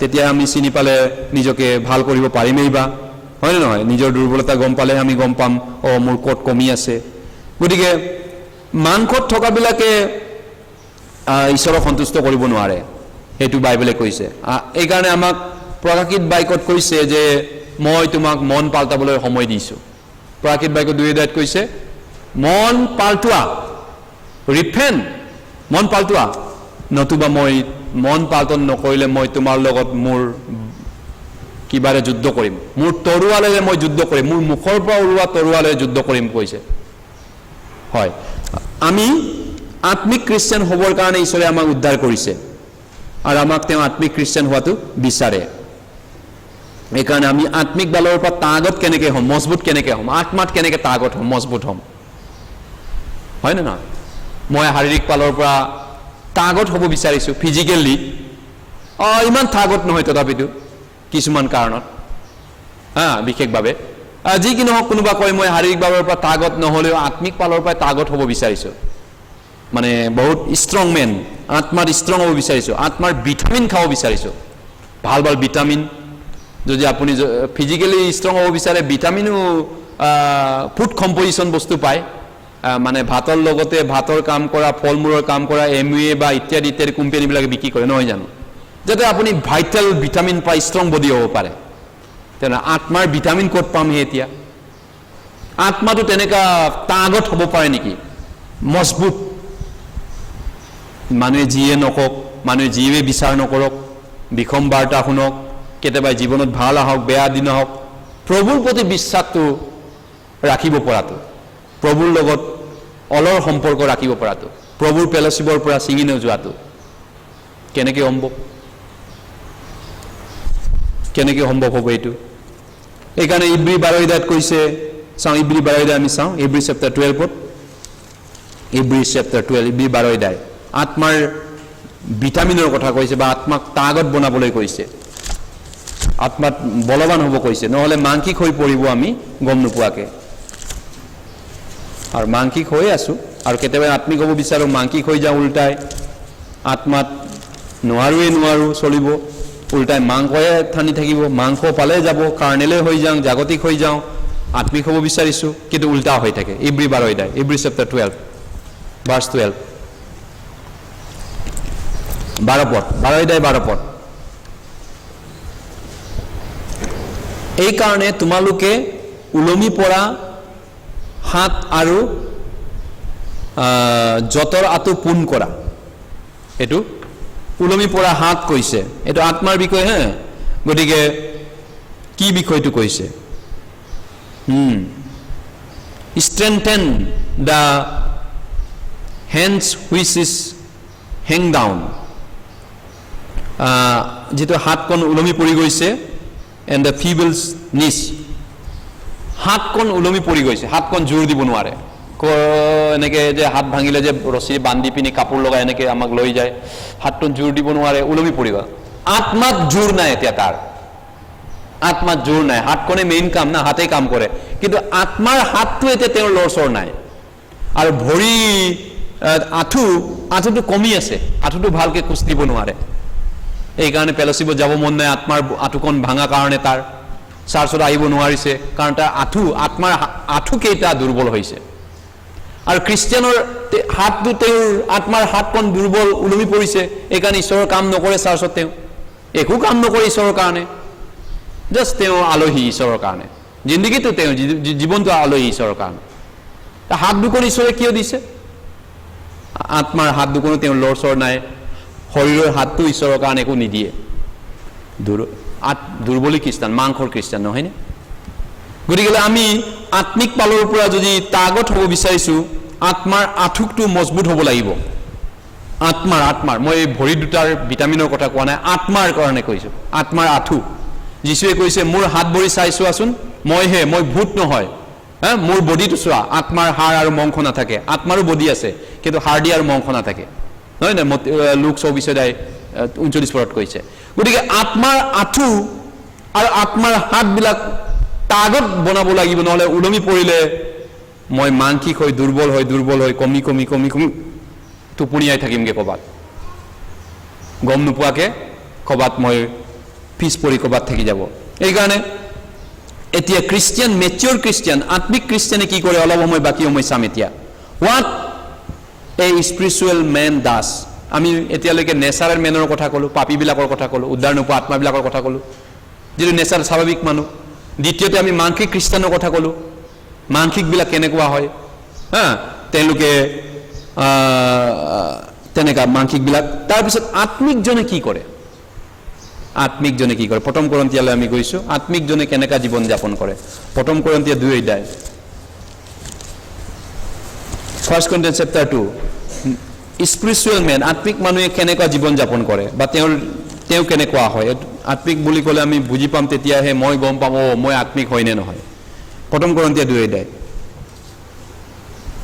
1 Corinthians chapter 2 verse 12, প্ৰথমতে 12 পদ।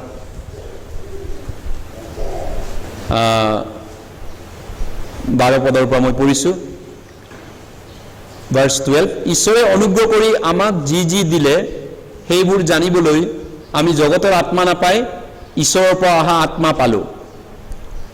সেইবোৰক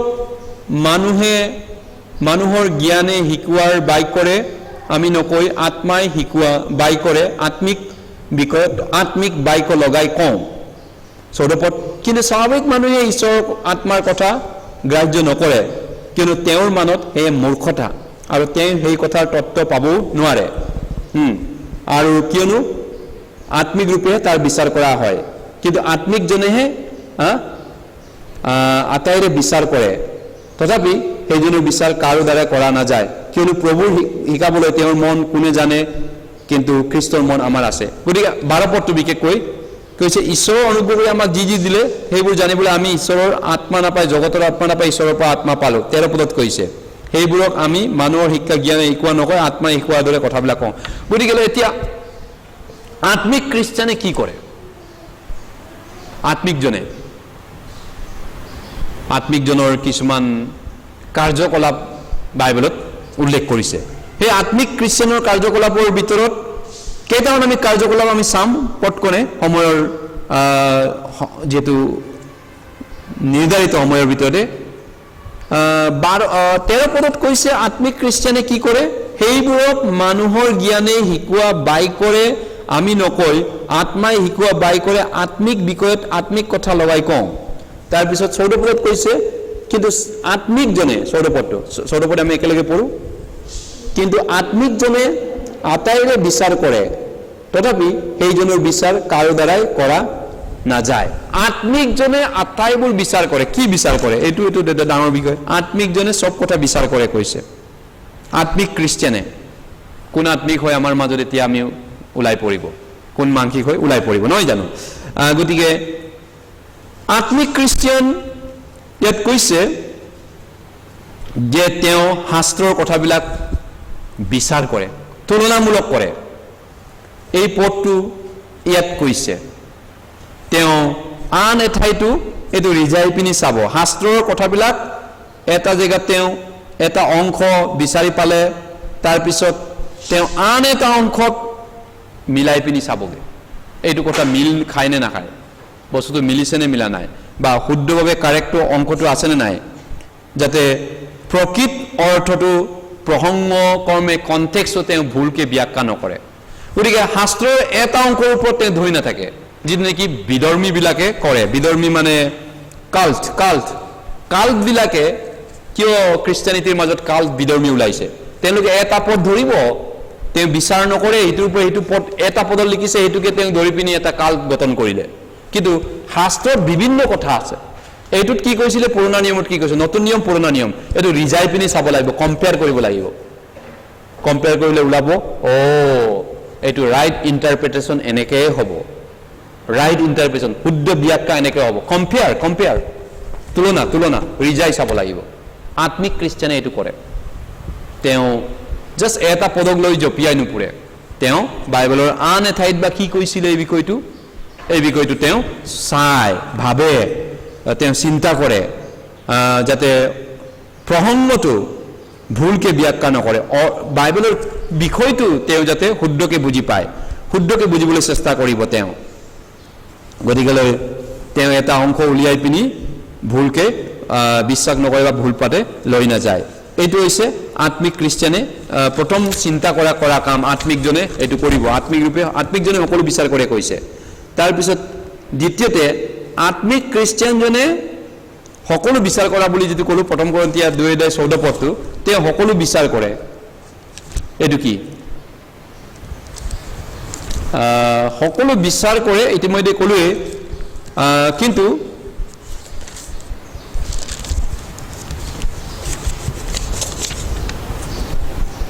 কি বিচাৰ কৰে কেনেকা বিচাৰ কৰে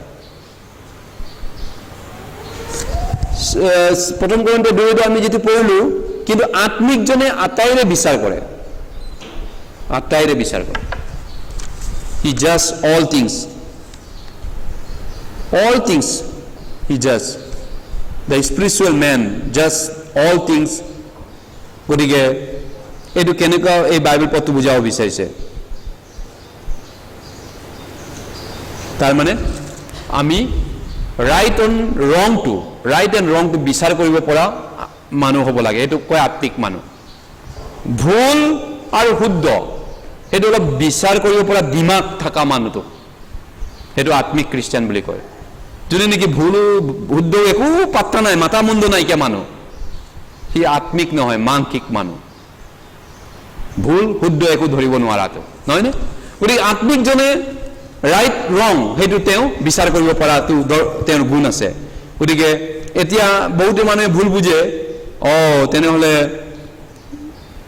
এটা ভুল যদি জীৱনত আমি মানি লওঁ বাইবেলৰ পৰা এটা ভুল মানি ললো এটা ভুলে গোটেইখিনি ভুলৰ দুৱাৰ মুকলি কৰেগে আমি যদি এটা বিষয়টোৰ ওপৰত ভুলকে বুজি যাওঁ এই এটা ইৰৰে গোটেই ডৰ ওপেনিং কৰিব বহুত এৰৰ হৈ পৰিব লাইফটো গতিকে এটা ভুল যদি আমি মানি লওঁ জীৱনত হেইটোৱে বহুত কেটা ভুল জীৱনত আহি যায় জীৱনত আমাৰ জীৱনটো তেনেকেই হয় এই কাৰণে ভুল শুদ্ধটো প্ৰথমৰ পৰা আমি চিনি পোৱাটো দৰকাৰ ভুলটো ভুল শুদ্ধটো শুদ্ধ আত্মিকজনে হেতু চিন্তা কৰিব বিচাৰ কৰিব জানিব কিছুমানে আকৌ এতিয়া কমন ভুল কৰে যে এই ঈশ্বৰে আমাক বিচাৰ নকৰিবলৈ কৈছে নহয় পৰৰ বিচাৰ নকৰিব কৈছে আপুনি ভুল কৰে যেনেকে বিশ্বাস কৰে আপোনাৰ কথা মই এটো বিচাৰ নকৰো এনেকা ধৰণে কিছুমানে কয় এটো মতি হাত অধ্যায়টো ভুলকে ব্যাখ্যা দিছে পৰৰ বিচাৰ নকৰিবা মতি হাত অধ্যায়ত কৈছে এক পদত কিন্তু মতি হাত অধ্যায় এক পদৰ যেটো বিচাৰ নকৰিবা এটো কোৱা নাই যে কাৰোবাৰ ভুলটো বাইবেলত যদি ভুল বুজি আছে তেওঁ ভুলকে এৰি দিবা এটো কোৱা নাই হেতু কথা তাত কোৱা নাই মতি হাত অধ্যায় এক পদৰ যেটো কথা কৈছে যে বিচাৰ নকৰিবা ইয়াৰ মিনিংটো কাৰোবাৰ আমি মতিগতি মতলব বা মতিগতিটো মটিভটো কাৰেক্ট আমি জানিব নোৱাৰো বিচাৰ কৰিব নোৱাৰো আমি চিনি নাপাওঁ আমি মানুহ হয় আমি নাজানো আমি শুদ্ধকে বিচাৰ কৰিব নোৱাৰো কাৰোবাৰ মটিভটো মানুহৰ মটিভটো একাৰণে ডন্ট জাজ অন হিউম্যান থিংকিং আমি ভাবো মানুহৰ ভাৱনাৰে আমি বিচাৰ কৰো মানুহক কিন্তু মোৰ আইডিয়া দিমাগ মতে কাকবাই বিচাৰ নকৰিবা কৈছে মই ভাবি থাকো এনেকা মানুহ তেনেকা মানুহ এনেকা মানুহ এনেকে বিচাৰ নকৰিবা বিচাৰ কৰিবা এই বাইবেলে কি কয় এই মানুহটোৰ ওপৰত এও বিশ্বাসৰ ওপৰত কি কৈছে এও কেনেকা মানুহ এই বাইবেলে কি কয় ঈশ্বৰে কি কয় সেই মতেহে বিচাৰ হ'ব এনেকে কৈছে যদি হেতু হয় ৰাইট কিন্তু মোৰ দিমাগ মতে মই ভাবি থাকো তোমাৰ দিমাগ মতে কেনেকা হ'ব এইটো কথাটো মানসিকজনে নিজৰ মতে বিচাৰ কৰি থাকিব আত্মিকজনে হেতু বিচাৰ কি যায় কিনো মতি 6 অধ্যায়ত হাত অধ্যায় যেটো কথা কৈছে হেতুৱে বিচাৰৰ কথা কৈছে নিজৰ ষ্টেণ্ডাৰ্ডত আনক বিচাৰ নকৰিবা নিজৰ থিংকিংত বিচাৰ নকৰিবা কিন্তু ঈশ্বৰৰ বাইকৈ বিচাৰ কৰিব পাৰে সব মানুহকে কোনো মানুহ বাচিব নোৱাৰে ঈশ্বৰৰ আগত ঈশ্বৰৰ বাইকৈ প্ৰত্যেকজনকে বিচাৰ কৰাৰ অধিকাৰ আছে হেতুৱেটো আত্মিকজনে জানে গতিকে লৈ এতিয়া আত্মিক খ্ৰীষ্টিয়ানজনে এই বিষয়টো বিচাৰ কৰিব জানিব তাৰ পিছত আন এটা গুণ আত্মিক খ্ৰীষ্টিয়ানে আত্মিক শস্য হিচিব এতিয়া আত্মিক নে মানসিক কেনেকৈ গম পাম মই বাইবেলে উত্তৰ দিছে এক নম্বৰতে আমি চালো তেওঁ বাইবেলৰ কথাবিলাক শুদ্ধকে জানিব বিচাৰ কৰিব বুজিব আৰু তেওঁ কাৰেক্টকে ক'ব যেটো শুদ্ধটো শুদ্ধ ভুলটো ভুল ভুলটো ভুল ৰাইট টু ৰাইট ৰং টু ৰং ৰাইট টু ৰাইট নহয় জানো যেটো আত্মিক মানুহ বাইবেলটো কোনোবাই ভুলকৈ বুজি আছে তেওঁ চুপচাপ নাথাকে নাই এইটো আপুনি ভুল বুজিছে এনেকুৱাহে কথাটো এনেকৈ তেওঁ বুজাব লাগিব এইটো বিচাৰ নকৰিবা নহয় বিচাৰ কৰা বিষয়টো বেলেগ বিষয় তাৰপিছত 2 নম্বৰতে আত্মিক মানুহজনে আত্মিক কঠিয়া পেলাব আমি চাওঁ প্ৰথম কৰিন্থিয়া আত্মিক যদি খ্ৰীষ্টিয়ান হয় তেওঁৰ বাইবেলে কৈছে তেওঁ আত্মিক বীজ সিঁচিব 1 কৰিন্থিয়া 9 অধ্যায় 1 কৰিন্থিয়া 9 অধ্যায় প্ৰথম কৰিন্থিয়া 9 অধ্যায় 11 পদ 9:11 9 অধ্যায় 11 পদ আত্মিকজন কেনেকুৱা হয় 9 অধ্যায় 11 পদ 9 অধ্যায় 11 পদ ভাৰ্স 9 11 ভাৰ্স 11 chapter 9 1 Corinthians chapter 9 verse 11 আমি তোমালোকৰ নিমিত্তে আত্মিক কঠিয়া হিচি যদি তোমালোকৰ মাংকিক শস্য দাও তেন্তে হেয়ে কিবা মহৎ বিষয় নে 12 পদ তোমালোকৰ ওপৰত যদি আনবিলাক এই কৰ্মৰ ভাগী হয় তেন্তে আমি তাতকৈও অধিক নহংনে গতিকে আমি তোমালোকৰ নিমিত্তে আত্মিক কঠিয়া হিচি গতিকে পৌলে কৈছে মই আত্মিক কঠিয়া হিচাওঁতা হয় কাৰণ মই আত্মাৰ মানুহ মই আত্মিক মানুহ গতিকে আপুনি আত্মিক মানুহে আত্মিক মানুহে আত্মিক কঠিয়া হিচিব আপুনি কি কঠিয়া হিচে কঠিয়াটো বুজি পায় না আমাৰ এইখিনি মানুহ বিধান পেলোৱা বুলি কয় এই কঠিয়া পাৰাটো আমাৰ উত্তৰ অসম বা উজনি অসমৰ মানুহে কঠিয়া হিচা বুলি কয় কঠিয়া পেলা বুলি কয় কিন্তু বাইবেল লিখাটো লিখিত ভাষা সেইকাৰণে কঠিয়া পেলা বুলি কৈছে এইখিনি মানুহ বিধান পেলোৱা বুলি কয় যি কি নহওক আত্মিক মানুহে কি বিধান পেলাব ঈশ্বৰৰ আত্মাৰ বচন হিচিব নিজৰ পৰিয়ালক নিজৰ বন্ধুক নিজৰ ফ্ৰেণ্ডক নিজৰ আপোনজনক নিজৰ ফেমিলি মেম্বাৰক যতে হলে তেওঁ আত্মিক কঠিয়া পেলাব কিন্তু মাংসিকজনে কি শিকিব মাংসিকজনে মাংসৰ কথা ক'ব বন্ধুক পৰিয়ালক হয় নহয় মাংসৰ কথাই ক'ব তেওঁ কি পাতিব আৰু তেওঁ মাংসিকজনে মাংসিক গান গাব আত্মিকজনে আত্মিক গান গাব বাইবেলে কৈছে গতিকে আত্মিক হয় নে মাংসিক হয় ঈশ্বৰৰ বাক্যহে আমাক ক'ব নহয় জানো ঈশ্বৰৰ বাক্যই ক'ব গতিকে পৌল আত্মিক মানুহ আছিলে তেওঁ আত্মিক কঠিয়া পেলাইছিলে মানুহক সদায় ঈশ্বৰৰ বাক্য আত্মাৰ কথা কৈছিলে কিন্তু মাংসিক খ্ৰীষ্টিয়ানজনে মাংসয়ে কথা ক'ব এই পৃথিৱীৰে কথা ক'ব জাগতিক কথাই পাতিব ৰাজনীতি টাকা চিনেমা বিভিন্ন কথা তেওঁ বন্ধু ফেমিলি মেম্বাৰক ক'ব ঈশ্বৰৰ বাক্য নকয় তেওঁ হয় নে নহয় সেইটো আমি চিনি পাব লাগিব আত্মিক নে মাংসিক এইকাৰণে আমি যি কৰোঁ সৌৱাতৰিৰ কামৰণে কৰিব লাগে 9 অধ্যায় 23 পদত কৈছে প্ৰথম কৰিন্থিয়া 9 অধ্যায় 23 পদত পৌলে কৈছে মই যি কৰোঁ সেই সকলোকেই সুবাৰ্তাৰ নিমিত্তে অৰ্থাৎ তাৰ সহভাগী হ'বলৈহে কৰোঁ এইটো হৈছে আত্মিক খ্ৰীষ্টিয়ানৰ স্বভাৱটো এতিয়া আত্মিক নে মাংসিক কোন কেনেকুৱা আমি কেনেকৈ গম পাম ইয়াতেতো ওলাই পৰে যি কৰোঁ সুবাৰ্তাৰ সহভাগী হ'বৰ কাৰণেহে কৰোঁ এইটো হৈছে আত্মিক খ্ৰীষ্টিয়ানৰ স্বভাৱ গতিকে আত্মিক খ্ৰীষ্টিয়ানে কি কৰে গস্পেল প্ৰিচ কৰিব সুবাৰ্তা প্ৰচাৰ কৰিব তেওঁ তাৰপিছত তেওঁ মণ্ডলী স্থাপন কৰিব চাৰ্চ প্লেণ্টিং কৰিব ঈশ্বৰৰ কামবিলাক কৰিব এই ধৰণে আত্মিক মানুহে এইটো কাম কৰে আৰু শিষ্যবিলাকক শিষ্য বনাব মেকিং ডিচাইপল শিষ্য বনাব এইটো আত্মিক কাম হয়তো আপুনি ডাইৰেক্টলি তেনেকুৱা কাম নকৰিব পাৰে মণ্ডলী স্থাপনৰ কাম আপুনি এজন ভাই ভনী হিচাপত আপুনি ডাইৰেক্টলি সুবাৰ্তা প্ৰচাৰ কৰিব নাযাবও পাৰে বা শিষ্য নবনাবও পাৰে কিন্তু যি কৰোঁ সেইটো কানেক্টেড কামটো আপুনি কৰিব পাৰে প্ৰাৰ্থনাৰে আপুনি সহযোগ কৰি আছে আপুনি ঈশ্বৰৰ কাৰণে দান বৰঙণি সহযোগ কৰি আছে নহয় জানো প্ৰায় একেটাই হৈ যায় একেই হৈ যায় কামটো আপুনি যি কৰে সুবাৰ্তাৰ কাৰণে কৰি আছে নহয়নে হয় ৰাইট সেইটো আত্মিক খ্ৰীষ্টিয়ানে সেইটোৱে কৰি থাকে গতিকে আত্মিক খ্ৰীষ্টিয়ানবিলাকে আত্মিক কাম আত্মিক কঠিয়া পেলায় আত্মিক বিধান আত্মিক বীজ হিচে আমি সেইটোৱে কৰি আছোঁ শুদ্ধ আমাৰ মণ্ডলীয়ে সেইটোৱে আমি কৰি আছোঁ গতিকে তাৰপিছত আত্মিক খ্ৰীষ্টিয়ানজনে পৌলে লিখা কথাবিলাক এইটো ঈশ্বৰৰ বাক্য বুলি মানি লৈছিলে আত্মিকবিলাকে কিন্তু মাংসিকবিলাকে কৰিন্থিয়া মণ্ডলীৰ মাংসিক খ্ৰীষ্টিয়ানবিলাকে কাৰ্ণেৰবিলাকে পৌলৰ কথাবিলাক মানা নাছিলে পৌলক ইগনোৰ কৰিছিলে, অলপ অৱজ্ঞা দৃষ্টিৰে চাইছিলে কৰন্তীয়া মণ্ডলীয়ে। ফল ইমান অকৰা মকৰা মানুহ, ইমান নাজানে, গা পা ভালকৈ নুধুৱে, চেহেৰাও দেখিব বেয়া, পৌলৰ বেমাৰী মানুহ, তাৰ কথা ইমান গুৰুত্ব নিদিবে।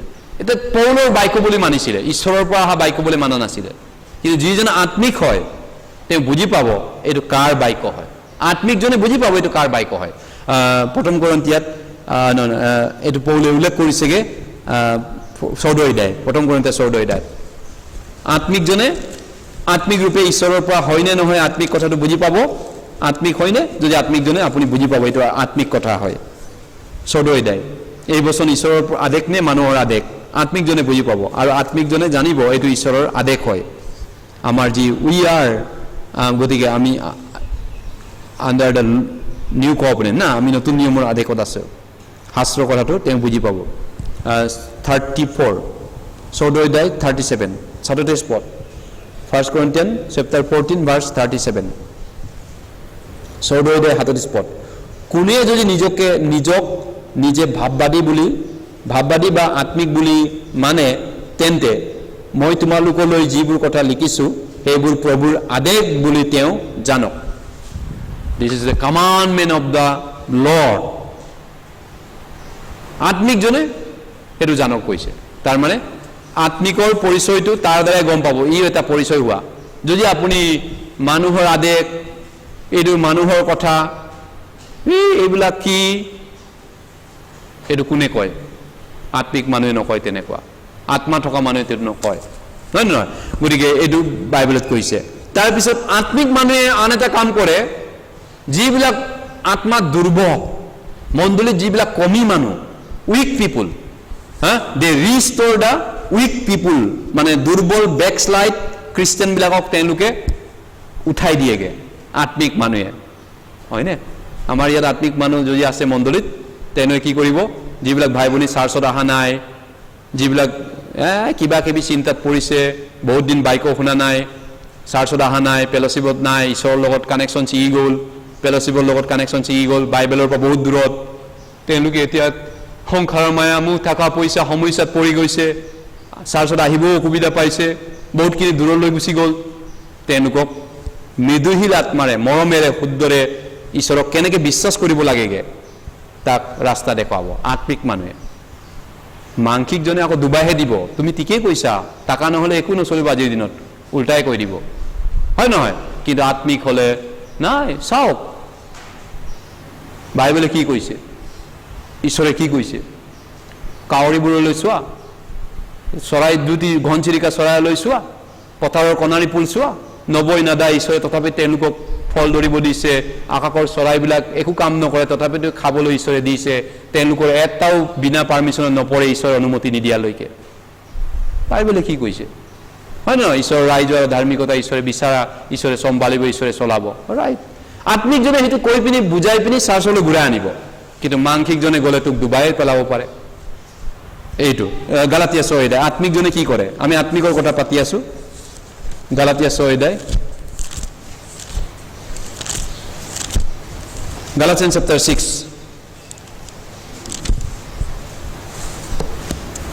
Spiritual man, what a spiritual man does. আত্মিক খ্ৰীষ্টিয়ানে কি কৰে? বাইবেল, according to Bible, আমি বাইবেলৰ মতে চাইছো। Galatians 6 অধ্যায় 1 পদ। আত্মিক মানুহে এইটো কাম কৰিব চাৰ্চত, ঈশ্বৰৰ মণ্ডলীত। গালাতিয়া 6 অধ্যায় 1 পদ। সেই ভাইবিলাক, কোনো মানুহ যদি কোনো অপৰাধত পৰে, তেন্তে আত্মিক যি তোমালোক মৃদুশীল আত্মাৰে তেনেকুৱাজনক আকৌ সুস্থ কৰা। পাছে জানো তুমিও পৰীক্ষাত পৰা, এই কাৰণে নিজক চাবা।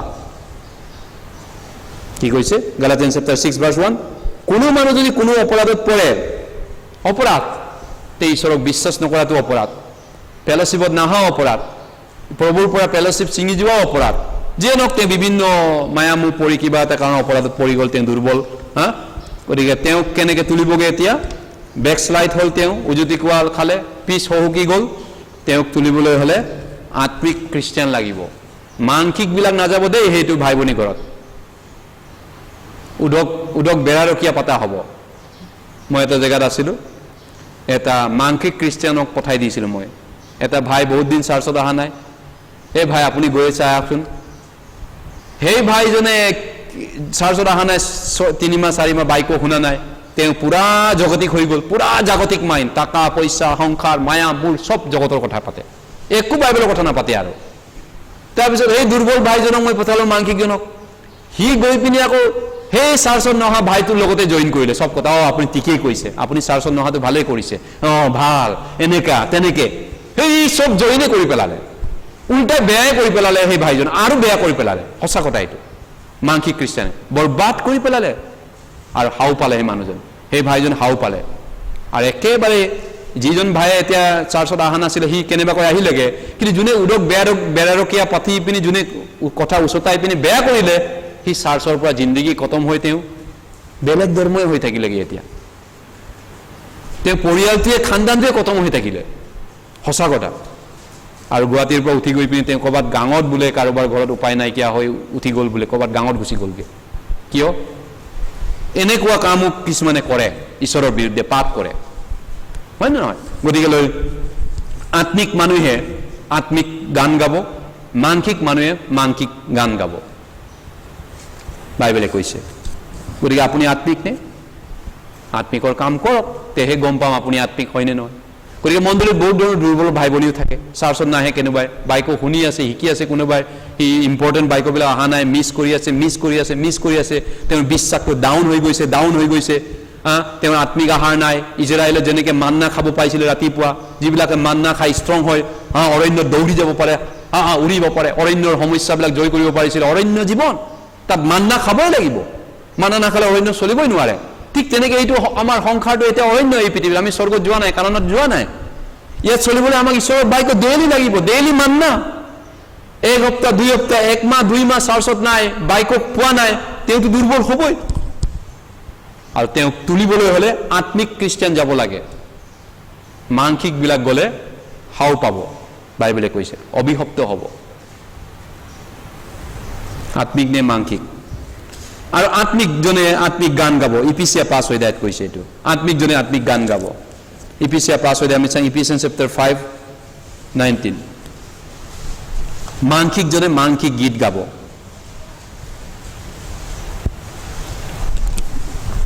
ইফিচিয়া 5 অধ্যায় 19 পদ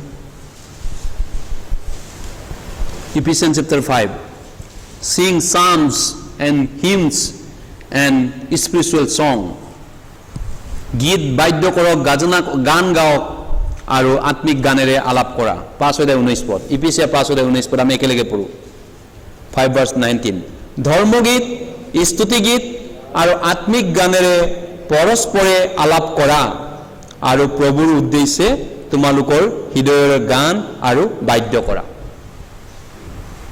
কৰা বুলি কৈছে নহয় জানো এদিনা মোক এটা যোৰহাটৰ ভাই এজনে ফোন কৰিছে আপোনালোকে পাম চানডে কেনেকৈ কৰিব পাম চানডে খেজুৰ পৰ্ব কেনেকৈ কৰিব মোক সুধিছে মই কি ক'ম আপোনাক সেইটোতো প্ৰভুৱে মচিয়া হিচাপত প্ৰফেচি কৰা আছিলে যীশু ক্ৰুচত মৰিব লাগে সেইটো অহা গুড ফ্ৰাইডে আহি আছে সেইটো কি ধৰণে কৰিম আপোনালোকে কিবা আয়োজন কৰিছে নেকি আমি কৰিছোঁ কিবা কিবি কৰিব লাগিব আমিতো বিশেষ একো কৰিবলগীয়া বুলি মই নাভাবোঁ কাৰণ যীশুৱে কোৱা নাই এইটো কৰা বুলি পাম চানডে পালন কৰা বুলি কৈছে তেওঁ সেইটো মচিয়া তেওঁ কিবা এটা কৰিবলৈ পুৰণা নিয়ম লিখা আছে এইটো ফুলফিল কৰিব লাগিব তেওঁ ক্ৰুচত মৰিবলৈ তেওঁ কুমাৰী গৰ্ভত জন্ম হ'ব লাগিব যীশুৱে প্ৰফেচি কৰা আছে সেইটো তেওঁ সিদ্ধ হ'ব লাগিব মইতো মচিয়া নহয় মইতো কুমাৰী গৰ্ভত জন্ম হ'ব নোৱাৰো এতিয়া মই কিয় কৰিম এইটো তাৰপিছত পাম চানডে কৰা বুলি কৈছে না মিনিংটো আপুনি বুজিবলৈ চেষ্টা কৰক যিটো নকৰি বা কৰা বুলি কোৱা নাই সেইটো আমি কৰিব নালাগে ওপৰেঞ্চি গৈ পিনি হাৱাই কি কৰিছিলে নাখাবা বুলি আদামক ঈশ্বৰে কৈছিলে হাৱাই ক'লে নাখাবা নুচুবাও কৈছে বুলি কৈছে তাৰ বিনিময়ত কি হ'ল পিছত অতিৰিক্তও আমি যাব নালাগে বাইবেলৰ পৰা যি লিখা আছে তাতে থাকিব লাগে এতিয়া এই কথাটো ইয়াত কৰা বুলি কৈছে কিন্তু এইটো হ'লে কৰা বাইবেলে কৈছে ডু দিছ ঈশ্বৰে যেতিয়া কমাণ্ডমেণ্ট কৈছে কৰা এইটো কৰিব লাগে যদি নকৰা বুলি বা নকৰা বুলি একো নকয় এইটো আমি একো কৰিব নালাগে নিজৰ ফালৰ পৰা চুপচাপ ঈশ্বৰে যেতিয়া একো নকয় সেইটো চুপচাপ কিন্তু যদি কৰা বুলি কৰাটো নকৰে সেইটো পাপ হয় ঈশ্বৰে যদি খেজুৰ পৰ্ব পালন কৰা, নাচা ফূৰ্তি কৰা বুলি যদি কোৱা নাই আমাক, তোমালোকেই কৰা। যদি নকৰোঁ তেতিয়া আমাৰ পাপ হ'ব। যদি কৰা বুলি কোৱা নাই, আমি কিয় কৰিম? আমাৰ আইডিয়া মতে আমি কৰিম নেকি আকৌ? নাই, আমি ক'লো ভাইজন, ভাই চাওক, বাইবেলত কৰা বুলি মোক প্ৰভুৱে কোৱা নাই। তাতকৈ প্ৰভুৱে কৈছে, যোৱা সমুদায় সৃষ্টিৰ আগত সুবাৰ্তা প্ৰচাৰ কৰা। মতি 28 যে গ্ৰেট কমাণ্ডমেণ্ট দিছে, যোৱা প্ৰচাৰ কৰা। দিন ৰাত আমাৰ জিৰণি নাই আমাৰ প্ৰচাৰ কৰা কামত। আৰু সেই পৰ্ব পালন কৰা বুলি কোৱা হ'লে মই কৰিম, আপুনি বেয়া নাপাব, মই কৰিম। কিন্তু যিহেতু প্ৰভুৱে মোক আদেশ দিয়া নাই, মই বেয়া নাপাব, মই প্ৰভুৱে আদেশ দিয়া কামটো কেনেকৈ মই ওপৰঞ্চি নিজে নিজে কৰিম? হয়নে নহয়? আমি কৰিব নোৱাৰোঁ যিটো প্ৰভুৱে নকয়। প্ৰভুৱে যদি কয় কৰিব লাগিব, উপায় নাই, তেতিয়া কৰিবই লাগিব, ন' কুৱেশ্যন, কৰিব লাগিব। সেইকাৰণে এতিয়া ইয়াত কৈছে আত্মিক খ্ৰীষ্টিয়ানে আত্মিক গান কৰা বুলি কৈছে, স্পিৰিচুৱেল চং, আত্মিক গান কৰা। স্পিৰিচুৱেল মেন উইল চিং এ স্পিৰিচুৱেল চং। আত্মিক খ্ৰীষ্টিয়ানে আত্মিক গান গাব। আত্মিক গান দেই, আজিকালি বহুত খ্ৰীষ্টিয়ান গানবিলাক জুবিন গাৰ্গে গাইছে বা কিবা পইচা দি পিনি জাগতিক মানুহৰ জাগতিক আত্মাই গাইছে। কিন্তু আত্মাৰ গান, আত্মাৰটো আত্মাৰ, যাৰ আত্মা আছে সি আত্মাৰ গান গাব, যাৰ আত্মা নাই সি পইচাৰ কাৰণে গাব। যাৰ পবিত্ৰ আত্মা আছে সি পবিত্ৰ আত্মাৰ গান গাব, যাৰ জাগতিক আত্মা, নেচাৰেল আত্মা আছে সি জগতৰ নেচাৰেল গান গাব। গতিকে আত্মিক মানুহে আত্মিক গান গাব, মাংসিক মানুহে মাংসিক গান গাব। দ্য কাৰ্নেল উইল চিং এ কাৰ্নেল চং। মাংসিকজনে মাংসিক গানা গাব, সাংসাৰিকজনে সাংসাৰিক কথা ক'ব, আত্মিকজনে আত্মিক কথা পাতিব, বাইবেলে কৈছে। আমি ইজনে ইজনৰ লগ পাওঁতে কথা পাতোঁতে সাৱধান তেনেহ'লে দেই, এতিয়াৰ পৰা সঁচা কথা। আমি ওলাই পৰিব মাংসিক নে আত্মিক। আমি ইজনে ইজনক কথা পাতোঁতে কিন্তু আমি আত্মিক কথা পাতোঁনে সাংসাৰিক কথা পাতোঁনে? আমি ঈশ্বৰৰ মানুহ, ঈশ্বৰ সাক্ষী থাকে আমাৰ লগত, পবিত্ৰ আত্মা থাকে। এইকাৰণে আমি কথা পাতোঁতেও সাৱধান হ'বা বুলি উপদেশক 5 অধ্যায়ত কৈছে। তুমি ঈশ্বৰৰ ঘৰলৈ যাওঁতে, তোমাৰ মুখখনক কথা ক'বলৈ যাওঁতে বেগী নহ'বা, মুখখন ইমানকৈ পটকনে নক'বা, সাৱধানে ক'বা, ভয়েৰে ক'বা, হয় নহয়? যি কি নহওক, আমি কেতিয়াবা এই মাংসিক বা জাগতিক কথাও কৈ দিব পাৰোঁ। সেইকাৰণে অদৰকাৰী কথা বেছি আমাৰ ওলাই যাব পাৰে। সেইকাৰণে আমি কম কথাই ক'বলৈ কৈছে বাইবেলত। যি কি নহওক, বেছি কথা কোৱাটো ভাল যদি আপুনি আত্মিক কথা ক'ব পাৰে, আত্মিক গান গাব পাৰে, আত্মিক কথা পাতিব পাৰে। গতিকে a worldly carnal and natural man will sing a worldly song. জাগতিক সাংসাৰিক স্বাভাৱিক মানুহে জাগতিক গান গাবই, জাগতিক কথা পাতিবই, জাগতিক চিন্তা কৰিবই। মাংস অনুসাৰে হোৱাবিলাকে মাংসিক বিষয় ভাবিবই, আত্মা অনুসাৰে হোৱাবিলাকে আত্মিক বিষয়ে ভাবিব, হয়নে নহয়? ঈশ্বৰে কৈছে আমাক, বাইবেলত কৈছে। তাৰপিছত এতিয়া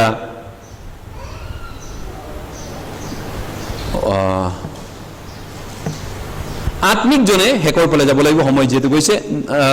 আত্মিকজনে নিজৰ প্ৰথম পিতৰ 2 অধ্যায়, প্ৰথম পিতৰ আন এটা বিষয়, প্ৰথম পিতৰ 2 অধ্যায়, সময়টো যিহেতু গৈছে। আত্মিকজনৰ কথাটো কওঁতে প্ৰথম পিতৰ 2 অধ্যায় 5 পদ,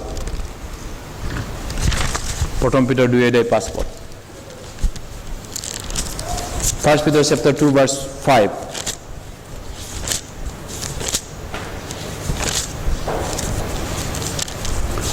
পাছপোৰ্ট আমি একেলগে পঢ়িছোঁ। তেওঁলৈ তোমালোকে আমি আৰ্হি নিজেও জীয়া শিলৰ দৰে গঠা হৈ যীশুখ্ৰীষ্টৰ দ্বাৰাই ঈশ্বৰৰ পৰম গ্ৰাহ্য আত্মিক যজ্ঞ উৎসৰ্গা কৰিবলৈ পবিত্ৰ পুৰোহিতসমূহ হ'বৰ অৰ্থে এক আত্মিক ঘৰ হৈ উঠিছা। ঘৰ, কিন্তু আত্মিক ঘৰ। এতিয়া আত্মিক ঘৰ, এতিয়া খ্ৰীষ্টিয়ানক কৈছে, মেচিয়ৰ খ্ৰীষ্টিয়ান বা আত্মিক খ্ৰীষ্টিয়ানজনে কি কৰিব? Take his place in a local church. মণ্ডলীত নিজৰ ডিউটি এটা পালন কৰিব যদি আত্মিক খ্ৰীষ্টিয়ান হয়। নিজৰ নিজৰ মণ্ডলী আছেনে? নিজৰ নিজৰ মণ্ডলী, নতুন জন্ম পোৱা জেগা, আত্মাৰ ঘৰ। য'ত আপোনাৰ আত্মাটো নতুন জন্ম পাইছে সেইটো আপোনাৰ আত্মিক ঘৰ, হয়নে? যেনেকৈ আপুনি য'ত জন্ম পাইছে, আপোনাৰ মা বাপাই আপোনাক পেটৰ পৰা ওলাই দিছে, সেইটো আপোনাৰ সাংসাৰিক ঘৰ, physical home town. Where is your spiritual hometown? আপোনাৰ আত্মিক জেগাটো ক'ত? কাৰোবাৰ নাই, নাজানো মোৰ আত্মিক ঘৰ ক'ত আছে মোৰ আলহী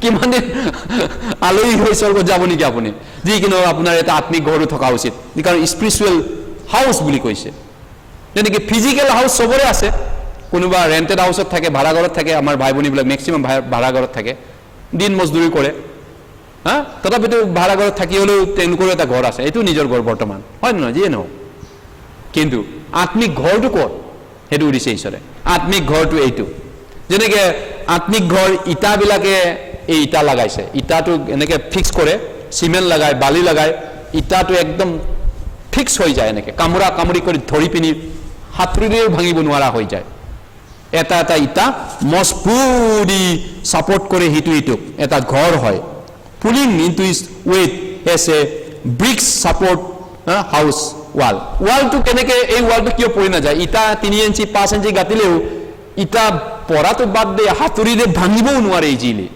কিয়নো লক হৈ যায় হিটো কামুৰি ওয়ালটো পুৰা ফিক্স কৰি পুৰা তাগৰাকে লাগি ধৰে দুইটা আমি তেনেকুৱা হয় ঈশ্বৰৰ মানুহবিলাক আমি অকলহৰীয়া নহয়তো এটা আত্মিক ঘৰ হয় তেহে আত্মিক ঘৰ আমি যেতিয়া পুৰা আত্মাত লাগি ফেলোশিপত আমি ঈশ্বৰৰ এটা ঘৰ হয় মণ্ডলী হয় সেইকাৰণে সবৰে এটা ডিউটি থাকে না ওয়ালটো কি ইটাবিলাকৰ ডিউটি কি হিটো ইটাই কামুৰি ধৰিছে লক কৰি দিছে ইটো ব্ৰিক্সটো আন এটা ব্ৰিক্সক লক কৰে নহলে ব্ৰিক্সটো ফাক থাকিলে এইটো ওয়ালটো পৰি যাব কিন্তু আমি যে ব্ৰিক্সবিলাক ইটাবিলাক এনেকে গাঁথনি কৰোঁ চিমেণ্ট আৰু বালু লগাই এইটো একদম হিটো ডিউটি পালন কৰিছে পুৰা আমিও ইটোৰ কাৰণে তেনেকুৱা মণ্ডলীটো কোনোবা একো কাম নাইকিয়া ইটা এটা ভিতৰত সোমাই আছে একো কাম নাই ইয়াৰ তেনেকুৱাটো নাই সবৰে কাম আছে আপোনাৰ কাম আছে নে ঈশ্বৰৰ মণ্ডলীত থকা উচিত কিবা এটা নহয় জানো আপুনি মই আত্মিক খ্ৰীষ্টিয়ান যদি হয় কিবা এটা আপোনাৰ আত্মিক কাম এটা থকা উচিত গতিকে আন ইটাৰ লগত আপোনাৰ কানেকশ্যন থকা উচিত অকলে নহয় অকলে ইটা এটা অকলে ঘৰ নহয় ৱাল এটা হ'ব নোৱাৰে কেইবাটাও ইটা মিলি পিনি লক কৰি বনাই পিনি ৱাল এটা হয় অকলেতো নহয় অকলেতো মই স্বৰ্গত নাযায় আনটো আছে আন ঈশ্বৰৰ মানুহ ঠিক তেনেকৈ আত্মিক খ্ৰীষ্টিয়ানবিলাক কেনেকুৱা হয় তেওঁলোকে হিটোৰ লগত হিটো কানেক্টেড হৈ থাকে আত্মিক তেওঁলোকে যজ্ঞ পাতিব আত্মিক যজ্ঞ কি আছে আত্মিক যজ্ঞবিলাক কেনেকুৱা হয় স্পিৰিচুৱেল চেক্ৰিফাইচ টু গড আত্মিক বলিদান কৰিব আত্মিক খ্ৰীষ্টিয়ানে নিৰন্তৰে আত্মিক বলিদান কৰিব কি আত্মিক বলিদানবিলাক আত্মিক যজ্ঞটো কি আত্মিক যজ্ঞ স্পিৰিচুৱেল চেক্ৰিফাইচটো কি হয় সময় দিয়া জিন্দগী জীয়াই থকালৈকে মোৰ জীৱন ঈশ্বৰক মই দিম টাইম যেনেকৈ টাইম দিছোঁ এই দুদিনীয়া সংসাৰত বহুতখিনি ঈশ্বৰৰ অনন্তকালীন ৰাইজটোক মই টাইম দিম সেইটোক কয় আত্মিক যজ্ঞ পাতা মানুহ মই এটা জেগাত আছিলোঁ কিবা যজ্ঞ পাতিছে মানে 5 দিনীয়া যজ্ঞ পাতিছে আমাৰ হিন্দু সমাজৰ এটা যজ্ঞ কোনোবা বামুণবিলাকে পুৰা 5 দিন নন ষ্টপ গান গাই আছে বোলে আত্মিক এইটো যজ্ঞ বোলে তেওঁলোকে যজ্ঞ পাতে কিন্তু বৰ্ণ এগেইন খ্ৰীষ্টিয়ানৰ যজ্ঞটো কি ঈশ্বৰক সময় দিয়া ফাৰ্ষ্টত হয় না টাইম চাৰ্চত টাইম দিয়া এইটো কয় আত্মিক যজ্ঞ সেইটোৱে মণ্ডলী এইটোৱে বহুতে ভাবিব হয় নেকি কথাটো আজিয়ে মই শুনিলোঁ এইটো নিজৰ চেষ্টা নিজৰ কষ্ট পৰিশ্ৰম প্ৰাৰ্থনা পইচা টকা সকলোবিলাক ঈশ্বৰক দি দিয়া ঈশ্বৰৰ কামটো প্ৰমোট কৰিবলৈ ঈশ্বৰৰ কামটো ওপৰলৈ তুলিবৰ কাৰণে মোৰ ঈশ্বৰক মহান কৰিবলৈ ঈশ্বৰক ডাঙৰ কৰিবলৈ হ'লে আত্মিক যজ্ঞ পাতিব লাগিব ঈশ্বৰ নিজে মহান হৈ নাযায় তেওঁৰ মণ্ডলীত আমি তেওঁক তুলিব লাগিব মোৰ পিতৃক সকলোতকৈ মহান মুখেৰে ক'লে নহ'ব কামত দেখাব লাগিব মোৰ পিতৃৰ কাৰণে টাইম দিবই লাগিব মোৰ পিতৃৰ ঘৰত মোৰ বহুত ইচ্ছা আছে দায়ুতে কৈছে গীতমাচাই আনকি দুষ্টতাৰ চহৰ মানে চকীদাৰ হোৱাই মই ভাল পাওঁ ইয়াত অফিচাৰ হোৱাতকৈ আন ভাষাত তেওঁ কৈছে গীতমালাত যিকিনো ঈশ্বৰৰ গৃহৰ প্ৰতি তেওঁৰ বহুত ধাউতি আছিলে দায়ুতৰ ইজৰাইলৰ ৰজাৰ গতিকে ঈশ্বৰৰ কামৰ প্ৰতি ধাউতি থকা কোনে কৰিব পাৰে কাৰ ধাউতি থাকে যাৰ আত্মিক খ্ৰীষ্টিয়ান হয় মানসিক হ'লে জাগতিক হ'লে জগতটোৱে তেওঁৰ কাৰণে ঈশ্বৰ হয় না জগতে ঈশ্বৰ তেওঁৰ কাৰণে দুইটাতো ঈশ্বৰ হ'ব নোৱাৰে তেওঁৰ দুজনা গৰাকীতটো কাটিব নোৱাৰে সেইটো গতিকে তেওঁৰ সময় টকা পইচা তেওঁ উজাৰি পিনি দিবলৈ ৰেডি থাকিব আত্মিক হ'লে আত্মিকজনৰ টাইম চাৰ্চত আহিবলৈ চাব কিছুমান ভাই আছে শুনি আছে পুৱা গধূলি চাৰ্চত আহি থাকে আৰে আপুনি ইয়াতে থাকে ইয়াতে আহিয়ে থাকে তেওঁ আৰু তেওঁতো সংসাৰ পাতি খাই আছে তেওঁতো ঘৰ আছে তেওঁতো চব চলি আছে তেওঁতো হাজাৰ মানুহৰ লগত লেনদেন কৰে হাজাৰ মানুহ ফোন কৰে তথাপিতো চাৰ্চত আহিয়ে থাকে পুৱা গধূলি আৰে এইটো কি বুজায় কিন্তু কাৰোবাৰ টাইম নাই বোলে টাইম নাই আৰে আপোনাৰ টাইম নাই আপোনাৰ অৱস্থা বেছি ভাল তেওঁতকৈ বহুত ভাল মই দেখিছোঁ আপোনাৰ কিন্তু তেওঁৰ দেখোন টাইম আছে আৰে কিহৰ অভাৱ এইটো কিহৰ পাৰ্থক্য মানসিক নে আত্মিক দ্যাট ইজ দ্য ডিফাৰেঞ্চ সেইটো পাৰ্থক্যটো বাইবেলৰ মতে গতিকে ঈশ্বৰক টাইম কোনে দিব যাৰ স্পিৰিচুৱেল মেন আত্মিক মানুহে টাইম দিব যোনে কাৰ্নেল তেওঁ জগতত টাইম দিব পুৰা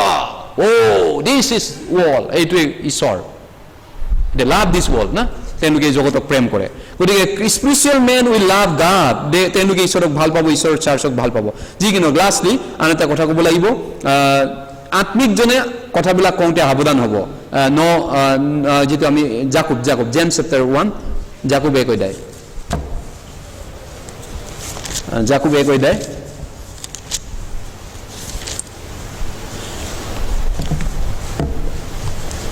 জেমছ চেপ্টাৰ 1 জাকুব কৈ দিয়ে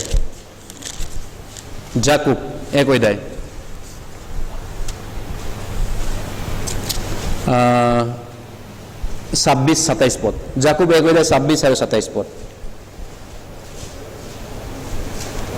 আত্মিক হলে কি হ'ব জাকুব জেমছ চেপ্টাৰ 1 ভাৰ্ছ 26 and 7 কোনে যদি নিজকে আত্মিক বা ধাৰ্মিক যেন মানে কিন্তু নিজৰ জীৱা দমন নকৰি নিজৰ হৃদয়ক বুলায় তেন্তে সেই মানুহৰ ধৰ্ম কৰ্ম ব্যৰ্থ তাৰপিছত মাউৰা আৰু বিধৱাবিলাকক তেওঁবিলাকৰ দুখ কষ্টৰ সময়ে চাবলৈ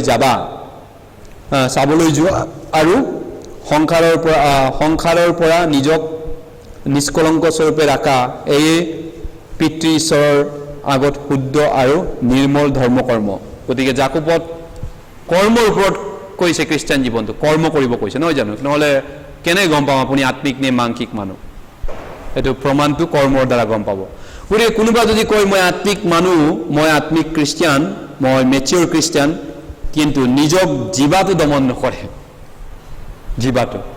জীৱা পিছল খায়ে থাকে তেতিয়াহ'লে এইটো আপুনি কথাটো কৈছে আপুনি বাধ্য হ'ব পৰা নাই আপুনি পালন কৰিব নোৱাৰে ঈশ্বৰৰ বাক্য নহয়নে তাৰমানে আপুনি মানসিক হয় কাৰ্নেল খ্ৰীষ্টিয়ান মানসিক খ্ৰীষ্টিয়ান তাৰপিছত আত্মিক খ্ৰীষ্টিয়ানে কি কৈছে মাউৰা বিধৱাবিলাকক চাবলৈ যায় সহায় কৰিবলৈ যায় আমাৰ ইয়াত আত্মিক খ্ৰীষ্টিয়ান আছে নেকি কাৰ ঘৰত যায় না নিজৰ ভাল পোৱাবিলাকৰ ঘৰত পুৰা খানা খাব পাৰ্টি কৰিব যাব থাকিব হয় নে নহয় যিবিলাক উপায়হীন মাউৰা বিধৱা খাবলৈ পিন্ধিবলৈ ভালকৈ নাই তেওঁলোকক খবৰ কোনে লয় তেওঁলোকক চাওঁতা কোন আছে তেওঁলোকৰ দুখৰ বাগী কোন আছে যাৰ আছে তাৰ ঘৰতে যায় এইটো মানসিকে কৰে আত্মিক হলে যিবিলাক মণ্ডলীত উইক পিপুল একদম আজি ৰাতিও খাবলৈ নোহোৱা ভাই ভনী কেতিয়াবাই থাকে গম পায়নে যে কাপোৰ এটা নাই ল'ৰাটোক চেণ্ডেল এটা কিনিব পৰা নাই স্কুলত পঠাবলৈ সেইবিলাকক কোনে কনচাৰ্ণ কৰিব কোনে চাব আত্মিকনে চাব মানসিকে এইটো পাত্তাই নাই তাৰ হুঁচে নাই তাৰ গতিকে প্ৰিয়সকল বাইবেলে কি কয় ঈশ্বৰৰ বাক্য নহয় জানো ঈশ্বৰে কৈছে এইটো আমাক ঈশ্বৰে কৈছে গতিকে আমি আত্মিক খ্ৰীষ্টিয়ান হোৱাতে ঈশ্বৰে আমাৰ পৰা বিচাৰিছে যি কি নহওক আজি আমি তিনিটা বিষয়ৰ ওপৰত চালোঁ এটা হৈছে নেচাৰেল মেন প্ৰথমটো হৈছে স্বাভাৱিক মানে অল কাইণ্ডছ অফ চিনাৰ সকলো পাপীবিলাক সকলো উদ্ধাৰ নোপোৱা আত্মাবিলাক প্ৰথম কৰিন্থিয়া 2:14 পদ নেচাৰেল মেন যিটো নেচাৰেলি এই ঘূৰি ফুৰি থকা এই মানুহবিলাক খানা খাই ফিটফাট নেচাৰেল মেন ৱৰ্ল্ডলি পিপুল 2 নম্বৰ কি মানুহ ঈশ্বৰৰ সন্তান হয় উদ্ধাৰ পোৱা আত্মা হয় কিন্তু মানসিক কাৰ্নেল মায়া মোহ জগতৰ পুৰা ইন্দ্ৰিয় হুকত মগ্ন আছে ইন্দ্ৰিয় লোভ লালচ মায়া মমতাৰ জালত পৰি আছে এইটো স্বৰ্গত যাব উদ্ধাৰ পোৱা খ্ৰীষ্টিয়ান কিন্তু এইটো মানসিক খ্ৰীষ্টিয়ান মানসিক আৰু মৰা তেওঁলোকে একো কৰিব নোৱাৰে ঈশ্বৰৰ কাৰণে তেওঁলোকৰ ঈশ্বৰৰ কামত একো প্ৰয়োজন নাই তেওঁলোক ঈশ্বৰৰ কামত অকামিলা হৈ আছে যিকিনো ঈশ্বৰে মন পাল্টাবলৈ কৈছে কিন্তু আৰু 3 নম্বৰ মানুহটো যিয়ে নেকি অনন্তকাল ঈশ্বৰৰ গৌৰৱৰ পাত্ৰ মহিমাৰ পাত্ৰ spiritual man does spiritual thing. আত্মিক মানুহে আত্মিক কাম কৰিব। ভাল গছে ভাল গুটি ধৰিব, যীশুৱে কৈছে বেয়া গছে বেয়া গুটি ধৰিব। ভাল গছে বেয়া গুটি ধৰিব নোৱাৰে, বেয়া গছে ভাল গুটি ধৰিব নোৱাৰে। নেচাৰেল। আহক প্ৰাৰ্থনা কৰোঁ। পবিত্ৰ মৰমীয়াল পিতৃ ঈশ্বৰ, তোমাক ধন্যবাদ কৰিছোঁ। হয়, আমি তোমাৰ আগত আদামৰ বংশত অহাৰ কাৰণে পাপী, দুৰ্বল, উপায়হীন মানুহ হয়, আমি বেয়া গছ হয়। কিন্তু প্ৰভু, তুমি আমাক বচাবলৈ আহিছা আৰু আমাৰ কাৰণে জীৱন দান দিছা আৰু আমাৰ সকলো পাপ তুমি ল'লা। সঁচাকৈ আমাক মৰম কৰি সকলো পাপৰ পৰা আমাক সূচী কৰিলা। ধন্যবাদ কৰিছোঁ। এতিয়া আমি যেন তোমাৰ কাৰণে ভাল গছ হ'ব পাৰোঁ আৰু ভাল গছ হোৱাৰ পিছত ভাল ফল ধৰিব পাৰোঁ। আমাক সকলোকে আত্মিক ফল ধৰিব পৰা খ্ৰীষ্টিয়ান কৰক। আমি যেন সকলোৱে আত্মিক খ্ৰীষ্টিয়ান হওঁ। আমাৰ সকলোকে দয়া কৰক, আশীৰ্বাদ কৰক, যাতে আমি তোমাৰ আগমনৰ দিনলৈকে তোমাৰ কাম কৰিম, আত্মিক যজ্ঞ পাতিব পাৰিম আৰু আত্মিক সন্তান ৰূপে চৰিম, আত্মাৰ ফল ধৰিম, আত্মাৰ কাম কৰিম আৰু তোমাৰ আগমনৰ দিনা মান সন্মান গৌৰৱেৰে পাত্ৰ হ'ম। কাৰণ বাইবেলে কৈছে আত্মাৰ ভাৱ জীৱন আৰু শান্তি। এই প্ৰাৰ্থনা প্ৰভু যীশুৰ নামত কৰিছোঁ। আমেন। আহক আমি এটা গীত গাওঁ।